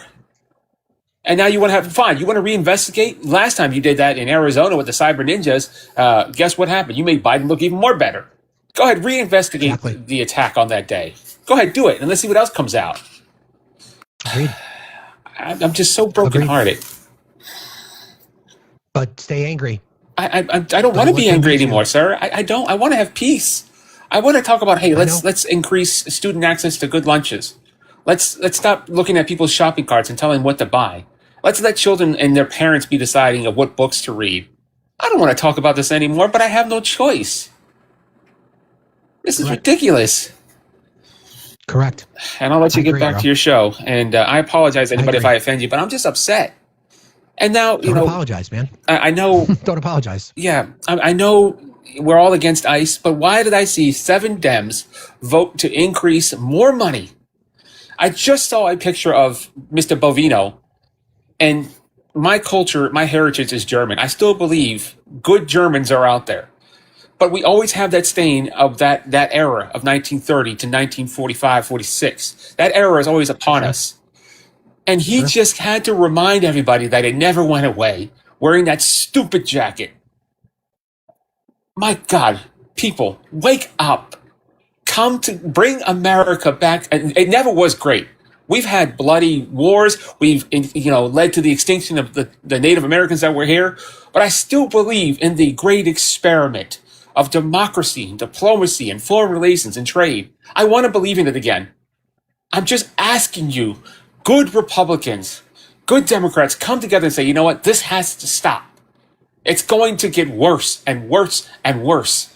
You need to wake up and stop this madman in power, because this is what happened when Smittler came into power. We appeased. We gave him whatever he wanted. We gave him this. We gave him that. Well, we even gave him Greenland. We did everything we could. And he still led to one of the worst world wars that we've ever seen on this planet. Please, America, I'm asking you to come back around and let's talk about good policies. Please, and I'll leave you to it. Thank you for having me on. I appreciate you, bro. Thanks a lot for being here. Love your passion, brother. Been in lives with Airwolf before. That's right. No notes. It doesn't take many. It doesn't take many, Republicans who want to look at this. I wish the days, like I want to sit across the table from somebody who I disagree with politically and debate tooth and nail and bloody knuckles, figuratively speaking, about the best way to improve our education system, about the best way to improve our healthcare system, about the best way to improve, rights for all, this protections for marginalized communities, social safety nets, access to higher education, access to capital, changing the tax code, looking at the court system, whether or not DC should be a state, et cetera, et cetera, et cetera. We can't do that when there's Nazis in our government. We cannot do that when there's fascists in our country, not just our politicians, who believe that masked, armed federal law enforcement marching through the streets is not tyranny. There are tens of millions of people who don't think that that is tyranny. Like, what? Are you fucking kidding me? Is that's where we are? I'm with Airwolf. I want to have those conversations, but as long as that exists, it's going to make it tough. Good morning, my friend. How are you? Hey, Steve. There was an issue earlier this week, and I told Sam and you that I wouldn't come up anymore, and I am breaking my word just because you all are my family, and I'm going off topic for just a second, but my 5-year-old granddaughter that lives with me. My daughter just called. She had a doctor's appointment, and she's got to have surgery in February, and because she is epileptic, even though it's not that great of a surgery, it's not a humongous surgery. She's going to have to stay overnight in the hospital, and she has a lot of anxiety. What do they call it? White coat anxiety. Sure. So if everybody could just send some positive vibes. Her name's Mavis, and she's the most dear and precious thing in my life. And so I just needed my family to know. We got you. We got you. Hearts in the chat for Mavis. We love Mavis. Yeah, she's a sweetheart. So that's it. I just wanted to let you guys know that it's going to be rough. So, right. So, listen to me. There's never a moment where you should not feel like you can't come into our live and talk. Ever. Ever. Okay? Keep that in mind. Always a seat. Thank you. Deal? Deal? Deal. Deal. Okay. Okay. I got you. I love you. I love you, friend. I love you too, Steve. Thanks. See you later. Okay. Community. Right? Community. All the people that we've met through this little fucking screen here. This community that we've all built and how we support each other, right? That's amazing. If the only thing that we could ever get out of this is to realize the power of community. Francis brought it up so eloquently earlier about how it's so necessary. We're pack animals as humans, right? We seek these kinds of things. We do. Now, again, I'm a pretty, like I said, I'll have conversations with anybody. I'm not going to break bread with Nazis. It's just not going to happen. Now, if somebody wants to come to me and say, I really fucked up, I could really use some help, and I will listen. Abso-fucking-lutely I will. We all should. But why should any of us reach out? Why should any of us? It's not on us. It's not on us. We're not the ones that voted for this. We are the ones, for our apathy and our entitlement, contributed to it, especially for people who care about some of the same things that we care about. They said, yeah, I couldn't vote for either one of them. That's fucking lazy. That's just lazy. You didn't make a statement. You just made an excuse. And I don't like that shit at all. And I never will. And I never will. Good day, my friend. How are you? Hey, brother. Wanted to before you start, there was an acknowledgement. There was a mention of you earlier where Obi wanted to remind everybody that you're always going to be older than us. Just want to let you know that. Wow. Oh, gee. Thanks, Obi. Love you, brother. Jesus Christ. Own it, dude. Just own it. They wonder why I miss drinking. But no, you were talking earlier about Michael Fanone, J6, the whole 9 yards, and I know you've heard it a gazillion times, as have I, when Mushmouth Mango Tit said, "Go peacefully," and that's that one thing they hold on to. And you brought up how he only said it twice in the speech, but he had said, you're losing the country. It's called the Stop Steal Rev, fight like hell, blah, blah, blah. That's not enough. And the point I brought up several times is that litany started in June of 2020 when he started saying, if I lose, it was stolen. Correct. He began the setup, and then the day after he lost, it was every waking moment, pumping that into their heads. It was stolen, it was stolen, it was stolen, it was stolen. Oh yeah, go peacefully. No, that's not how that's going to fucking work. That is some of the most disingenuous argument I've ever heard. Well, he said go peacefully, well, okay, they didn't. They didn't go peacefully, and he can't yell fire in a theater only to say, oh, but form an orderly line. No, exactly. No, that's not how that goes. You're right. The simple way to break this down is say, okay, when he said go peacefully, now when they were walking there, sure, they walked peacefully, but when they got there, what did they do? They fought like hell. And we discuss this a lot because we know that they were, waiting on with bated breath as to his statements, because as soon as he told them that Mike Pence let us down, what did the crowd of rioters start to chant? Hang Mike Pence. Yep. 3.5 hours later, when he told them to go home, what did they do? They went home. Yeah. Yeah. So, it's I can't believe we're still arguing this. I know.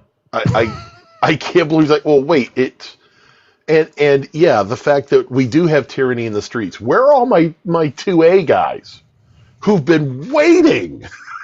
They don't think it's tyranny. They don't think it's tyranny, Rusty. Yeah. Oh, I know they don't. Yeah, because it's as long as it's tyranny going after other people, I'm fine with it. Correct. They're well. I mean, it's not even that. I mean, I'm not sure if you heard the exercise from earlier in the show today when I asked. I said, "Do you think it was government overreach for mask and vaccine mandates?" And they said yes. And they simply answered. They directly answered yes. When I asked the same question, I said, "Do you think it's tyranny when federal law enforcement officers are wearing masks and they're detaining American citizens?" He got triggered, really wouldn't answer, and then eventually said no. Yeah, that's how far. That's how far they have fallen. Yeah, it is no different than their fearless leader. When he makes a statement, you point out the fallacy of the statement.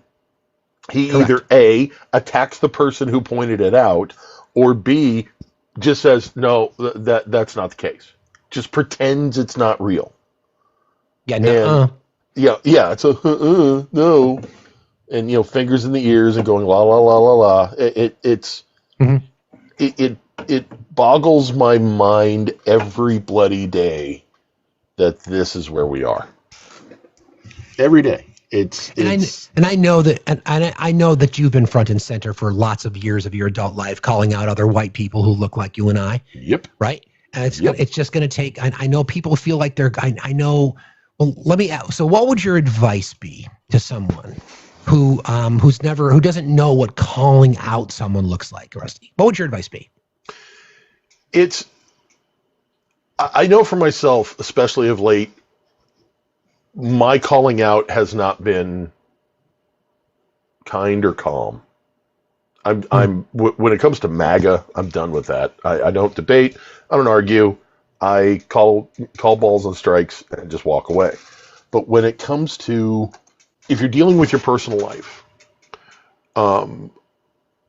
and you've got people in your life that maybe now are on the fence, or maybe now are starting to see the light,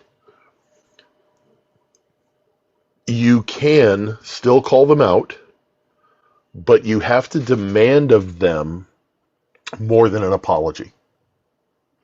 Apology isn't enough. It's easy to throw out an apology. It's hard to do the work to make up for what you did. And that's where we have to hold the line. And if these are people in your life you care about, you don't want to hammer them. Okay, don't hammer them, but be unrelenting. So, great, you offered an apology. Now what? Now what? And if it's somebody that still needs to be called out, stick to the facts. You and I both know they don't care about facts. They do not care about facts. But we have to. We have to. More than ever. Yeah, and More than ever. yeah. If you're going to stick to your story, your mythology about what is and isn't real, we still have to stand on numbers. We still have to stand on facts. We still have to stand on logic, because that will win out the day. And if you lose somebody because of that, well, you lost them. Did you really ever have them? But if it's for those who are maybe starting to see the light, maybe starting to go, oh, I had a conversation yesterday in a live with a guy who said, I think I screwed up. And a couple other panel members were, okay, good, let's talk about it. And I said, nope. 1, where's your apology? 2, now what? The apology is how you open the door. I am not letting you in until you have mowed my lawn, until you have painted my house, until you have done all this work to make up for the fact that you tried to burn my house down. Exactly. Standing there going, oops, I'm sorry, is not enough. It's a step, and we have to respect the step, and that takes courage for somebody to acknowledge they're wrong. I grant them that, but isn't it weird though, for just the way that you framed it, that because especially white men, because we know that's the problem, that we say it takes courage for somebody to admit that they're wrong. Well, that's not a very good indicator of human progress. It boggles my mind. I mean, you and I've talked about it before. There's that dumb cop show, NCIS, and I say dumb because it's dumb, and it's entertaining, but it's dumb. Sure. Yeah. But you get that main character, the tough guy, Jethro Gibbs, who amongst his rules, one of them is never apologize. Apology is a sign of weakness. No, it fucking isn't. It's the complete opposite. Correct. Apologizing is acknowledging you're wrong. What do we do now to fix it? That takes actual strength. Denial, and standing on your soapbox and trying to be a tough guy, you will crumble. Whether it is today or tomorrow, you will fail and you will crumble. And then what? You've now done nothing to make things actually better. So put your ego aside. I mean, you know me, I'm a cocky, arrogant jerkface, but you gotta put your ego aside, just a little bit, okay. But that's why we love you. Yeah, well, yeah. you got to put your ego aside when reality is slapping you in the face, and you got to go, okay, I was wrong. And I know you and I have both had this moment when you are neck deep in an argument, in a discussion, and you suddenly realize you are completely wrong. Of course. And that person that you're talking to just sits back and smiles. And I've been on both ends of that conversation. And you have to stop and go, son of a bitch. Fine. I was wrong. I got to fix it. Yeah. But this is that people underestimate how that one simple action of casting a vote has such an effect down the line. It does. And it does.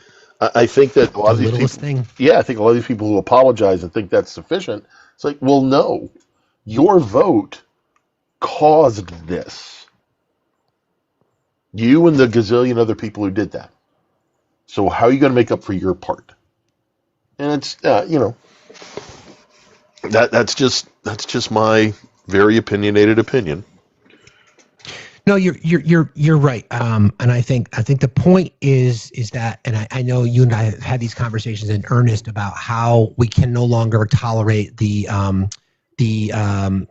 locker room talk. How we have to say something. It can no longer just be I was just joking. It can't be. It can't be anymore. There can be no gray area.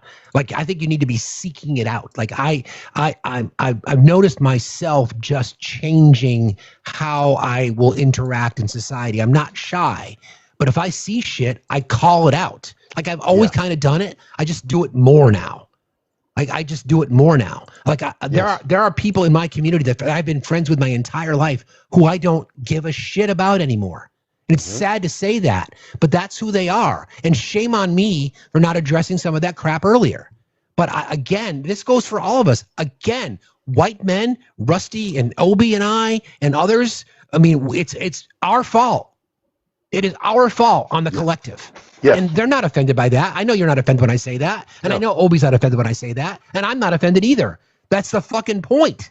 That is the point. So we can address white men, queens, white queens in the chat. We fucking need you. We need you. Your children need you. Your grandchildren need you. You got to start calling this shit out unapologetically. Unapologetically. It can be. There can be no more. I don't want to ruffle the feathers. No more. Ruffle them. Ruffle them. Yeah. Do it. Yeah. Do it and do it again. You know, the thing that you and I have grown up under is not only white privilege, but the concept of polite society. And nobody exemplifies that rationale more than people that look like you and me. Oh, we have to have a polite society. I mean, I grew up in the South where it's, oh no, we don't talk about that. Let's all have this nice polite society and mint juleps and everything. Fuck that. No, we can't. Polite society hides its demons in favor of being cordial. I'm all for cordiality in a social engagement. Sure. At the very least, be cordial until I can't anymore. And but I find that views is a lot shorter now than it used to be. But we both heard people on that other side demanding respect. Respect is earned. It's earned. My being cordial to you is earned. And you are the one who either get it for free or you throw it out. Yeah, it's like, give me a reason to respect you, not a reason to not. Yeah, I mean, exactly. I mean, if I don't know you and we're just beginning an engagement, whether it is ordering a cup of coffee, whatever, sure, I will give you whatever politeness is, socially acceptable. But I'm not... Preach. Yeah, I'm not hiding who I am as a person just by having a simple conversation and get coffee. It's when we go deeper and we are, oh no, I have to bury my demons. I try to wear my demons on my sleeve. When I go to when I take my road trip and I go through the mountains of Kentucky, I'm gonna have to reach out for my Dakota ring to you. I'm gonna ask you, how do I translate? So, like, do you have an in on the Redneck Roundup, for example? If you know, you know. So I'll have to get because being somebody who grew up in Vermont, I can speak redneck, but I don't know if I can speak that redneck. So I'll reach out when the time comes. It's a different language. Yeah, and there may be an occasion I say, hold on, what did he say? Oh no, dude, get out of there. Get out of there. Leave now. Run. Leave now. But I appreciate your perspective, brother. I really do. We got a lot of work to do. So we all have to be reminding each other, control the community that we can be in, be part of it. But we got to call it out. No more soft shoe. So absolutely. And you and I got to chat offline soon, pal. Oh, okay. Let me know. Yeah, no problem. I'll talk to you later, brother. All right. Bye. Thank you, everybody. Obi, thank you so much helping us out here at Goal. Appreciate you guys. I want to thank a bunch of other people too. Really quickly. Thank you to Laura. I appreciate you, Laura. Thank you so much. Thank you to Juicy. Appreciate you. Let me go over here. Hang on a second. Thank you to Melanie. Appreciate you, Melanie. Thank you to Aubrey. Thank you so much, Aubrey. Amy, Manny, I got you earlier. Thank you so much. You guys are great. Appreciate you all very, very much. Point being for this exercise today is a reminder. It is Free Speech Friday, so use your voice. I guess there's legitimate fear. I'm not gonna ignore the fact that people would feel intimidated about saying something based on the environment that you're in. I get it. I understand that. I understand that. So find something else to do. Whether, listen, I'm not above doxing people for their bad behavior in public. If you're going to see a person who's fucking outright racist and they represent a company, then either stop doing business with that company or better served, call that fucking company and say, listen, here's a situation with an employee that's got your brand. This person's driving around in your community and they're being outright fucking racist or bigoted or whatever it might be, and then fucking make their life fucking hell. That's the problem. People get too comfortable. Like, I don't want to say anything, or don't say anything. I always think about my mom, because if she was alive today, she would be the one that'd be calling that shit out. Like, I would be the one having to be like, hold on a second, seriously. Yeah. Okay, Ohio Valley, you've got a lot to say in the comment section, but you're too afraid to request. Is that the problem? I'm just wondering why it's so difficult for you to request up and just like to chirp in the chat because you don't want to be called out. I get it. Hey, Chris, how are you? Steve, my brother, how are you today? Doing all right. What's on your mind? I just wanted to. When you were playing the buffoons in that hearing. I think it was the guy from New Jersey. That was trying to blame everybody Jeff Andrew. Yeah. Jeff Andrew. Yeah. Right. So I wanted to just ask MAGA if they could walk over to their MAGA mirror lined in Bud Light bottle caps and then ask themselves if they're going to blame somebody else and they don't think it was Trump's fault. And somebody might have brought this up earlier today. If you're not to blame, why does it take you 3 hours to come out and tell people to stop if you didn't want it to happen? Ask themselves that question. There were plenty of That's logic, Chris. That's logic, though. There are plenty of people that actually came to him, please go stop this, please go stop this. When they said, hey, they're feet away from your vice president, and he said, so what? Exactly. You guys are going to tell me that it's someone else's fault? No, sorry, MAGA. Math is not mathing. Okay? No. Never. I love you all. I appreciate you letting me up. I had to get that off because I know it kind of falls through the cracks. People, I know you bring it up often. It does. And that's a huge deal. Guys, 3 hours? Agreed. So Agreed. I hope everybody has a wonderful weekend. Love you guys. And love you too, man. Thanks for being here. You got it, man. Agreed. Appreciate you, bro. Be safe out there. He's right. I mean, it's again all these. Well, as we know, it's comical to me that they're still trying to double down on the National Guard. I mean, it's 5 fucking years ago. It's 5 years ago, and this is the frustrating part. Okay, I always tell you guys, never relent on the truth.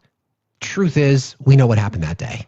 We know that Donald Trump lost the election. That if he had just accepted the results, it never would have happened.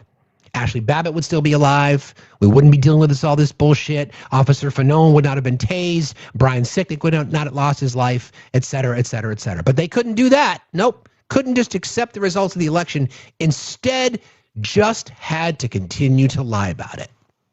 And they're doing it as of yesterday. Yesterday. Trying to rewrite history. Yesterday it happened again. Republican members of Congress literally scolding the Capitol Police, the people that saved their fucking lives. I mean, seriously. I mean, what else do you need to say? The effectiveness of the whole defund the police worked. Weird part about that, though, is that Republicans for MAGA that are in here, listen the fuck up. Your party actually defunded the police. Actually did it. They cut over $1 billion from community policing programs, resource officers across the country. They literally defunded the police by definition. They cut funding for police departments across the country. But you all think, damn Democrats want to defund the police. Well, actually, in the big, beautiful bill, you guys actually did. Well, that ain't nothing. That's just the thing in the thing. What was that? Democrats talked about defunding the police. Okay, we might have talked about it. Some people may have, but you actually did it. Well, that ain't fucking matter. Mm-hmm. Okay. You keep thinking that. That's fine by me. Good luck with that, though. This is why we talk about it. This is why. It's tiring, but yes, necessary. Good morning, friend. How are you? Hey, friend. Good morning. Good morning. Hey, so I wasn't going to join, but when you said something, some troll, Ohio Valley, yo, I'm from Steubenville, Ohio. You can't get any more. That's Steubenville, Ohio is like the metropolis, shall we say, of the Ohio Valley. So, friend, whoever you are saying you're Ohio Valley is definitely not a flex.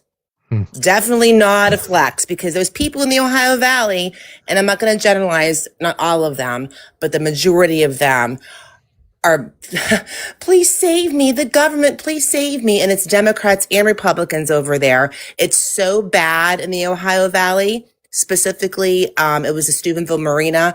They had to have former residents come up from North Carolina to clean up their own marina. Like, that's how bad it is there. They're just so victims over there. And I chose to leave, So Mr. Ohio Valley in the comments, bro, you're really a nobody. So I'm sorry. I saw that. I'm like, that's my home area. Get over it. Cry more. Spare me. So oh my God. But yeah, so Steve, we're about to get some Vermont weather here in Southwest. You are. Dude, bring it. I'm ready. Yeah. Bring it. You got, again, cautionary tale for a lot of people that are used to it still. If you're not used to it, don't do any. Just make sure you got the bread, the milk, and the toilet paper, and find a good movie. And maybe you can do a little Netflix and chill. Hey, now. Who knows? Hey. I'm just saying, Hey, if the opportunity presents itself. Yours truly may be doing some Netflix and chilling. We'll see. I don't know. We'll see. Hey, now. Well, there you go. Thanks for that. A little TMI there. Never heard anything. I was gonna say we will all live vicariously through you. I'll give you the Thank you for updates. sharing Well, that. I don't kiss and tell on Monday, so there. Okay, Tuesday. Thanks for being here. Hey, have a great weekend. Be safe. Bye, Ohio Valley. Have a good weekend. You too. I know you are. See you later. Bye. Bye. Well, yeah. Okay. Hey, now. Yeah. Emphasis on chilling. Sure. No problem. Good morning, Navy vet. How are you? I'm doing just fine. The one thing I keyed in on that hearing that I don't think anybody heard was when they sit there and they go, "Why are we doing this? Y'all have called them liars and said that you know that this is true and that it should be dealt with in a court. But here you are bringing it up in front of the TV to play it up like y'all don't believe it's true and make up these lies to cover it up." And that was said in the hearing, and I don't think anybody heard it and really listened to it. They do say I know what you're stuff. talking about.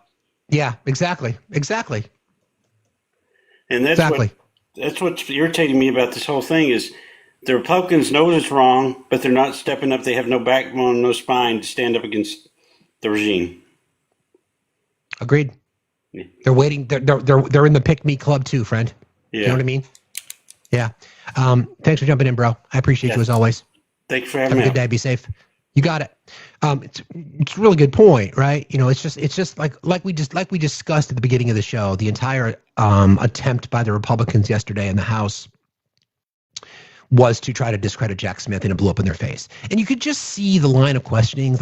Nobody wants to go toe to toe with Jamie Raskin. The more and more I watch him, when he just absolutely dismantles all these arguments, nobody wants to go toe to toe with him. Similarly with Dan Goldman, right? Jared Moskowitz was on fire yesterday. Jasmine Crockett, and props to Becca Ballant. She is my rep, the one representative from Vermont. She did fucking great yesterday. They all did. Again, just let the facts speak for themselves. Did you feel pressure to prosecute? No. Did anybody tell you to prosecute? No. Were you independent? Yes. Swalwell as well, right? I mean, it's just like it's not a fair. Well, it's not a fair fight, but that's not the point. AJ, how are you today? Thank you for having me up. It is an honor. I will try to make this count as fast as possible. Oh, good. Take your time. Okay. My brain is screaming ever since you're saying do something, okay? So I'm doing stuff. Just take a second. Manchester, New Hampshire. I yelled at a group of groypers for trying to march down the street and go into a Starbucks, thinking they're fucking comfortable. Didn't really seem like it's going to be, too much positive of an outcome to do something. Go back to the drawing board. Start navigating all the corridors between 93, 95, Route 4, 202. Just to observe how many I see traveling these corridors waiting to attack us. Still not really, sure if it's enough. Gotta keep doing something. Steve screaming in my brain, do something to save us.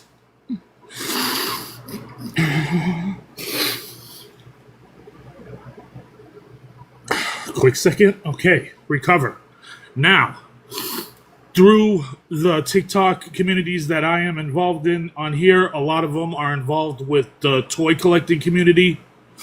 A lot of them are D&D fans, all that cool shit the kids are into. My passion is Transformers. That's what I grew up with. That's my shit, okay? Those are the people that I've been able to find on this app that relate to the message that we are all trying to get across, that are in a comfortable and engaging area, to just try to do something. And they are all in the same boat as us, Steve. The ones that I've carefully, selected and curated through my community. We're all in just right there with you. We gotta fucking do something. So they're starting to make protests with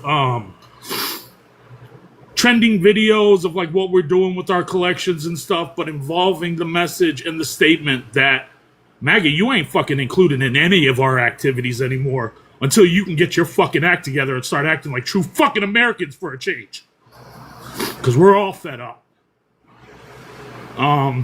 But I finally built up the courage to thank you for everything you're doing and keep that fucking fight up, Steve. Keep it up, man. We're out here. We're fucking out here. Fuck what they think we're like. Fuck how liberal they think we are. Fuck how much they think of a disease we are. We ain't fucking going anywhere. I love you. I love every one of you on here. Take care, man. You too, brother. Rock on, bro. Thanks for being here. Come back. Keep me posted. You're doing the right things because you're doing something. DM me if you feel any need that you need any help while you're up here in New England traveling about. I got you on all kinds of things, bro. From your gardening selections to any other kind of help you need, brother. Okay, my man. I got you. I appreciate you. Thank you for your passion. Thanks for being here. It's an honor to conclude you in our Do Something movement, brother. Thanks a lot. Be safe, okay? All right. All right, buddy. See you later. Later. There you go, friends.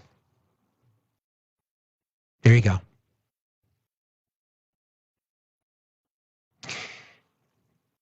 You know how I always joke about how if you could bottle the energy of a 5-year-old or a 2-year-old golden retriever, and when you need it, you can just open the jar and put a little bit behind your ear. I want to bottle AJ's energy and bottle AJ's passion as an example for other men. Because he felt it. He felt it. He's like, I've heard Steve saying this, and I was on, and whatever. I'm not going to take credit for what you did, but that's part of the point, right? I saw something that said, fuck this, no more. Fuck this shit. I'm going to find out things that I'm passionate about, whether it be, Transformers or whatever it might be. And you guys know that I joke about New Hampshire. Well, AJ knows from Concord South, you're good. Lots of blue dots. But above it, that's where the groypers are. That's where they are. That's why we are doing this, because of people like AJ. And there's millions more across the country that I'm sure he would admit that we're just going through life, just going through the motions. Well done, bro. Well done. Well done. Love that shit. Fucking love it. That's how you move the needle. That's how you do it. It just takes, that's the pebble in the pond, right? Those circles get wider and wider. That's how you do it. That's how you make a difference. It's going to take anger. It's going to take passion, right? That shit. AJ using his privilege as a means to say, enough's enough. I'm not going to fucking stand for it anymore. And this is what I'm going to do about it. Speaking of somebody else who's stepped the fuck up. Dano, how are you, friend? Good. How are you doing, Steve? I'm good, bro. Good. What's going on? Good to hear. Hey, a couple of things. I just want to comment, AJ. I feel your pain. I feel your frustration. I am with you. You're not alone. I'm not in New England. I'm, out in the, mountains of Utah. But you're not alone. And I understand, the, frustration of wondering, what can I do? I mean, I need to do something, but what can I do? And last time I was up, we had spoken about, how I had shared Thanksgiving dinner with the homeless, and I had planned on doing it again with some family, friends. And as life often does, lifes, and things got in the way and didn't end up happening the way that I wanted to. And my daughter ended up getting in trouble on New Year's, and I took that opportunity to say, hey, let's do this together. And we went and we bought 8 loaves of bread, a big jar of peanut butter, big jar of jelly. We got fruit snacks from Costco, chips, bottles of water, and we made up 30 bags of lunches with 2 sandwiches each. And we took them downtown and we passed them out. And there were people. There was the first guy that we came across was standing like out in the middle, like the corner island of the road, right on the turn lane. And we had gone over directly to pull up right beside him so that we could give him, hand it directly to him. And his sign was heartbreaking. I don't even remember the wording of it, but like, he wasn't asking for money. He wasn't asking for anything like that. He just was hungry, and all he needed was some assistance. So we gave him 2 lunches, and we, wished him, all the love, and, told him that we see him, and we went on, and we passed by a little bit later that same corner, and he had gone off to the side of the road, and he didn't even wait to he didn't even find a place comfortable to sit down. He just kneeled down in gravel and just tore into those sandwiches, and it just broke my heart to see that those are our brothers and sisters out there that are braving storms now due to the recent weather, and there's homeless everywhere. And I was the one that brought up making an extra sandwich, and I kind of took that times 60 and made a whole bunch and went above and beyond with that. But we came across some other people there that pull up in their truck near a homeless shelter with a big crock pot of chili, and they pass it out. And we talked to him. He does it every single month. Every single month he comes out with chili and breadsticks, and just he gives back. And it was inspiring to see other people that were giving back as well.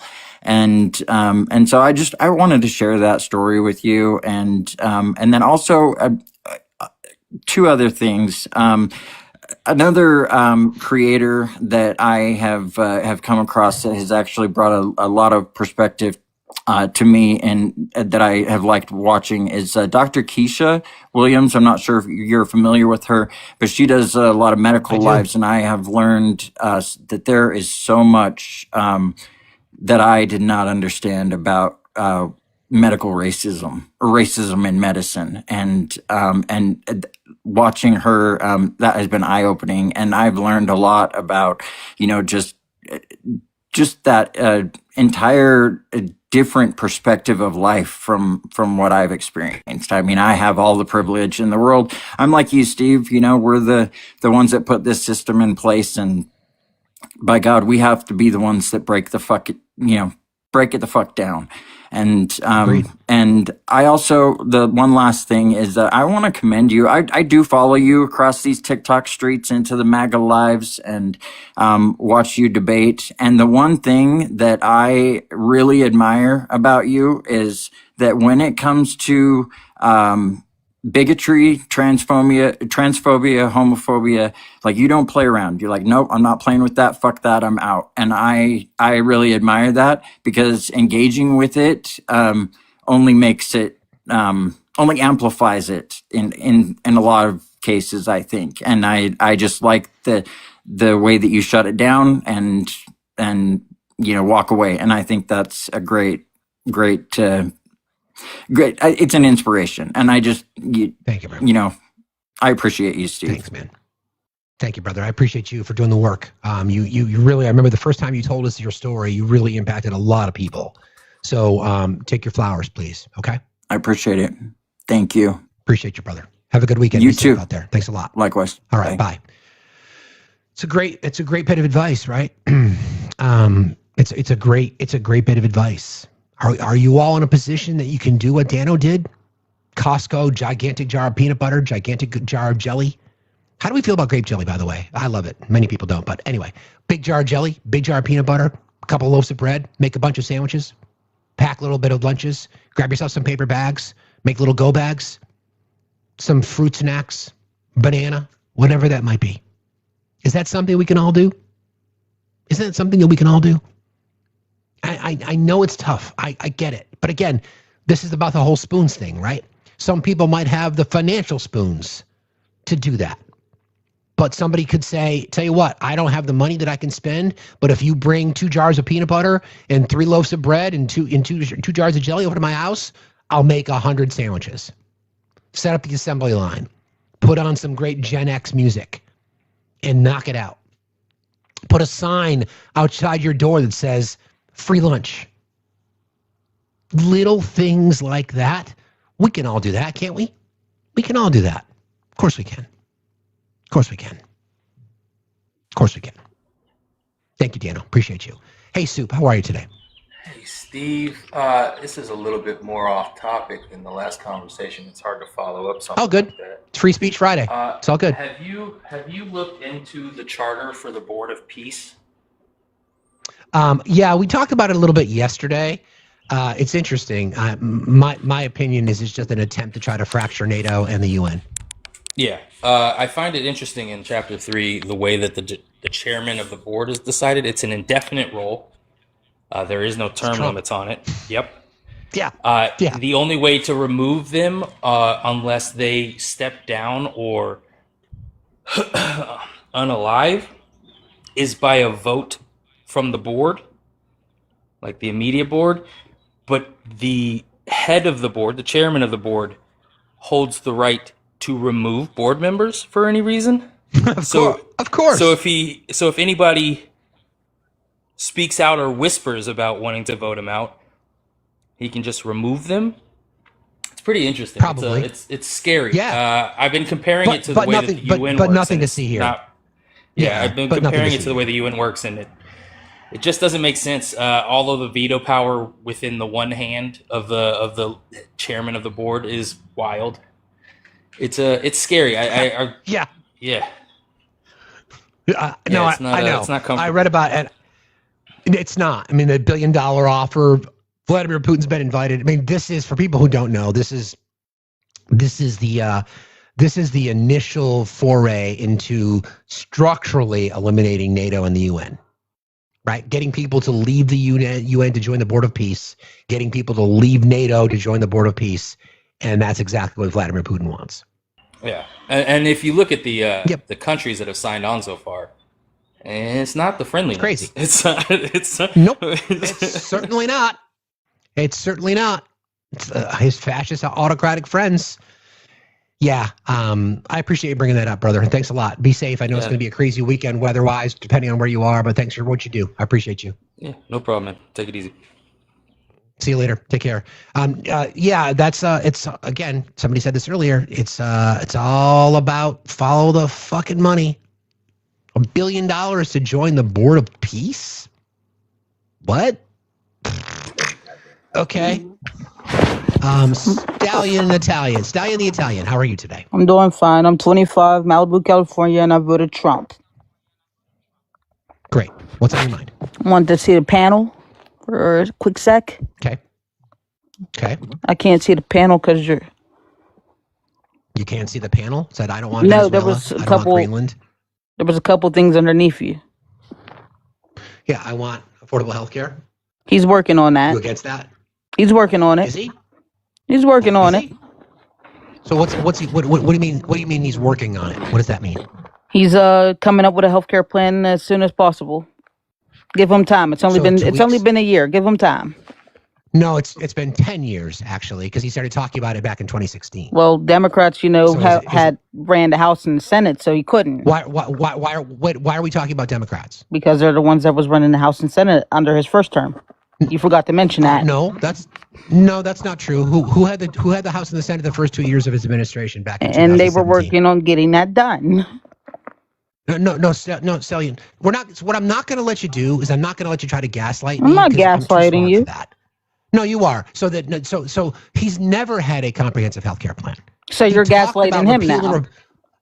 No, I'm not. You don't know what gaslighting is. So when he talked about the repeal and the replace Obamacare, what was the solution? How come there's never been a solution that the Republicans have offered to address affordable health care, even to this day? He made a couple tweaks to the Obamacare. You forgot to mention that part. He did. You forgot to mention that part. What tweaks did he make? The simple fact that we shouldn't get fined for not wanting to have the bullshit to begin with. Okay, well, that was legislated, so that's not him. So FYI. So what's the solution? The Great American Healthcare Plan? Is that the solution? Like I said, I believe that we'll have a healthcare plan by the time midterms come. 100%. Really? According to whom? You want to make a bet? You want to make a bet on that? I got $1,000 right now I can hand you. Sure. Do you have it in return? Do you have $1,000 in return? Absolutely. You would never pay up because this is what MAGA does. You guys like to talk a big game. I have the money. I have the money. Right, no, you won't. I have the money. So you're gaslighting let me ask you a question. No, I'm not. I'm just proving that you're just an idiot. Let me ask you a question, though. Do you really feel like Donald Trump is doing a good job? Of course. ICE is doing amazing right now. The economy could be doing better, but it's doing a lot better than what it was doing under Joe Biden. Gas is down. It was? Okay, so gas is down 9 cents. Yes. So let me ask you a question. When you say the economy is doing better, what I like to ask, because my experience with talking to simpletons who are MAGA, they come up with their feelings. So why don't you tell me how you think the economy is doing better, and be specific and give me some examples. I just went to Whole Foods yesterday. That's anecdotal because I Can you let prove me it explain? I can't disprove it. I went to Whole Foods the other day. Ground beef is down. Chicken's down. Steak's down. Pork's down. Okay, really? So again, though, sir, were you not promised that the president was going to end inflation? Wait a minute. What the fuck are you talking about, sir? I'm not a sir. I'm a female. Thank you. Cool. Great. Awesome. Why don't you tell me how inflation's doing? Were you not promised that inflation was going to be down by? It's at 2.7. The last time he reported was at 2.7. Correct. Right. So the question I asked you was: your president told you he was going to end inflation. It's been can you give him time? He's working on it. How much time? Like I said before midterms, I believe. So your feelings. So how much time should we give him? How much time? Like I said before, midterms, it'll be down. A lot better than what it is right now. So the prices are up across the board. Electricity costs are up. Diesel prices are up. We've never seen. My electricity isn't up. I'm not done. No, it is though. It's not about your electricity, Stallion. Well, it's not about yours. It's again, stop. It's not about your electricity. It's about what the average is. Because I can't disprove your claim about your electricity, and you can't prove it. So all we can do is look at energy costs. And across the board, electricity is up nearly 18%. Diesel prices are up. So those are not things that are coming down. 1 million jobs lost. You want to explain how we lost 1 million jobs last year? Should we not blame Donald Trump for this? Does Donald Trump take no responsibility for that? I don't think he has responsibility for that at all. Oh, he does. He doesn't. So then what does he take responsibility for? Anything? He has been taking responsibility for a couple of things. No, I'm asking you. What does Donald Trump get blamed for? Anything? No. He's only been in the office for a year. No, he doesn't. Okay, great. Get the fuck out of here. Okay, thank you for this, Brooke. Let's see. This would be CPI prices for ground beef per pound, up 72% since January of 2020.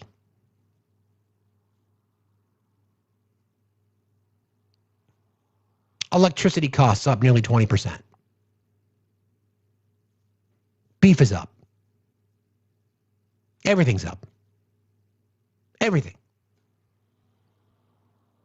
And this is the point, right? We made this point yesterday. It doesn't matter what the information is. You'll find a way to try to spin it. So how long do we have to wait? It's not Trump's fault that we lost jobs, but it's Biden's fault. How long do you want to blame Joe Biden? How long do you want to blame? How long do you want to simp? Does this orange taint smell so good that you can't take a step back from it and say, I have been fucking getting hosed? Really? 1 million jobs. It's not his fault though, right? Of course not. He didn't even get to the fucking e-files. Didn't even get there. Hey, bro, how are you? I've been meaning to reach out to you. How's it going? Awesome. Good. How about you? I'm doing fine, thank you. I won't disclose everything, but I want to thank you for your generous offer. You know what I'm talking about. Yeah, we can talk. Absolutely. Okay. So the reason why I requested up was a little different, but the last guest now will make it change a little bit. Holy shit. So yeah. Originally, I was going to talk about, you had a guest on a while ago. I've been on since 8 o'clock with you. And he was talking about how the rules changed about, what's his face being, Jack Smith being, able to subpoena phone records. Yeah, all that crap. And he's like, why did they change the rules? And I'm screaming at the phone going, so remember when Trump was indicted for SA instead of grape because they changed the rules? Are you concerned about that? That if they didn't change the rule, then he should be liable for grape instead of assault? It's a good point. It's the same thing. It's a good point. You know, good point. But they're like, oh, well, it wasn't that at that time. Well, it is now. It's a very good point. But they're never going to talk about that. And then the other thing I was going to bring up was a couple of your last guests, which were awesome, was I follow you into lives on the weekends too, and I don't jump up because you guys are a lot smarter than me. I just listen to you guys. So there's a stark difference between your channel and MAGA, and this girl just proved it. She came in hot and heavy, no information. The fuck your feelings people have all feelings and no facts, and couldn't listen to reason. And I have never been on a live that was right-sided, that I've ever heard anybody say, I love you, I'm looking out for you, what can we do to help? This is a community, I feel bad for you. I haven't seen one tear shed in a MAGA group. I have nothing. And you got people coming up talking about personal stuff and like, we got you. Let's figure this out. I don't know you, but we got you. And I challenge MAGA. Let me know when you have been on one of your lives and that has happened. It's a really good point. I've never seen it. It's a really, really good point. I've never seen it either. It's all togetherness on this side, all fighting on the other side. It's war rally on that side. It's let's be together. Like this lady just right before. Well, my food. First off, don't go to Whole Foods. It's too damn expensive. But it's true. My this, my that. You prove the point. It's not about my. It's about we. It's about us. Every friggin' time, MAGA's like me. And that's why they suck. Agreed. Well said, my friend. I appreciate you. And again, thanks for your kindness, and we will be in touch. I appreciate you very much. Absolutely. You're a good man. Talk to you later. See ya. Thanks. I never really thought about it that way, but you don't really see that. That's partly why they don't have one-on-one conversations. It's always about panels, right? They don't want to engage. They don't want to have a conversation. They don't want to do any of that. They just want to sit in their little spaces and scream at each other and call us libs. Hello, Erica. How are you? So I got in the car to come home from work today, and all that they are talking about on the news is Donald Trump's comments on NATO troops in Afghanistan. I didn't think in the year of 2026 that anything would bring the Conservative Party and the Labour Party together. But criticism of Donald Trump regarding saying that NATO troops were not on the front lines they were a little bit back from the front lines. They weren't on the front lines. The UK lost 457 service members. And there are thousands more who have permanent disabilities, brain injuries, who lost limbs because the United States invoked Article 5 of the North Atlantic Treaty. For a man who claimed he had bone spurs. Like 5 times. Yeah. To denigrate the service of people that went to war for your country, not for their own nation, but for your country under NATO, is one of the most disrespectful things I've heard him say about another country.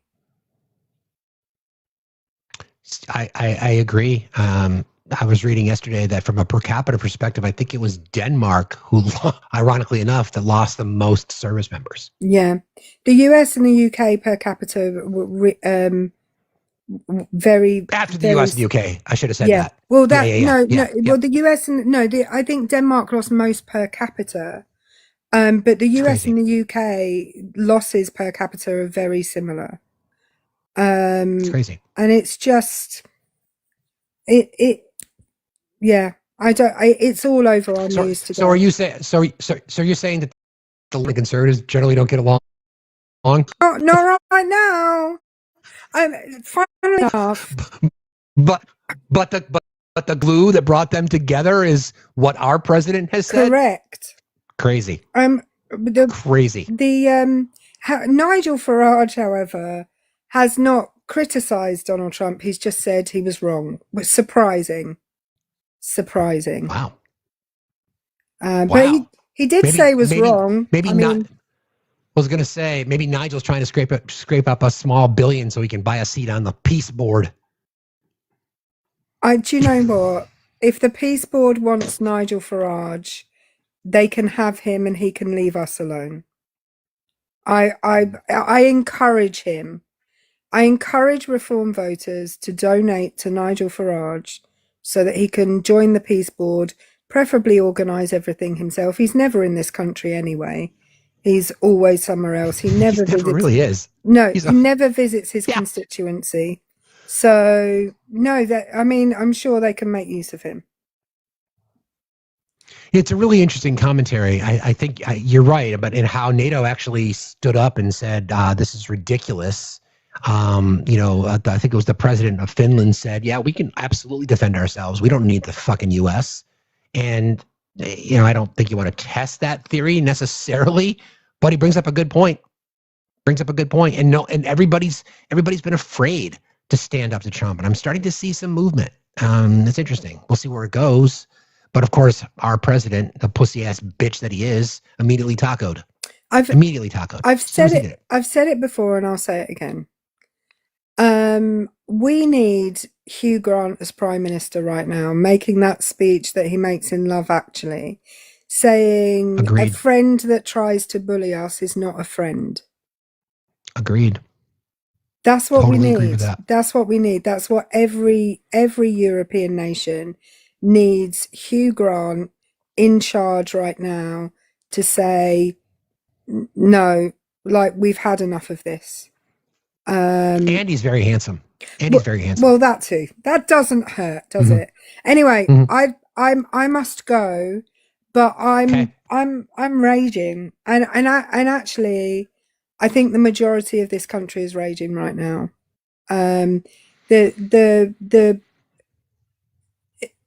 We all knew Trump was stupid before. We all knew that. But now people who were speaking positively about him are starting to speak negatively about him, and it's about fucking time. It's about damn time, as they say. Yeah. Thank you, friend. I appreciate you. Thanks for joining. No worries. Tell everybody we said hello. Drop me down. Will do. See you later. Bye. All right. Bye. Yeah, it's a really good point, and it's just not used to seeing it, and it's a great perspective. You want to piss off your allies? You want to insult the people that's been there for you, trading partners, intelligence partners, economic partners, intellectual partners, etc. But nope, not us, not the U.S. of A, not us. Nope, let's align ourselves with more fucking bullies. Cool. All right, friends, I think we're going to wrap today. So, guys, you tell me. Who do you want to raid? I love you all very, very much. I appreciate you guys. This has been a lot today. Monica, let's go raid Monty. Look, we've seen lots of people come in these spaces, and I'm so grateful. People wanting to really, truly taking on the do something spirit, whether it be Davey Vet, whether it be Dano, whether it be others. Like, there's so much that we can all do, and I want to encourage everybody to not be intimidated by what others are doing. Just focus on yourself. We got a lot to do, friends. We'll be here fighting every single day. You'll probably see me trolling around this weekend. Please be safe. Please be safe. Take this storm seriously. Don't try to be a hero, right? I might put on extra socks, so I'll be good. I love you all very, very much. Thank you, mods. You guys are the best in the fucking business. Thank you, chat. Everybody go raid Monida. We love you, friends. Please do something. Please, please, please do something. And we'll see you in the streets. If not,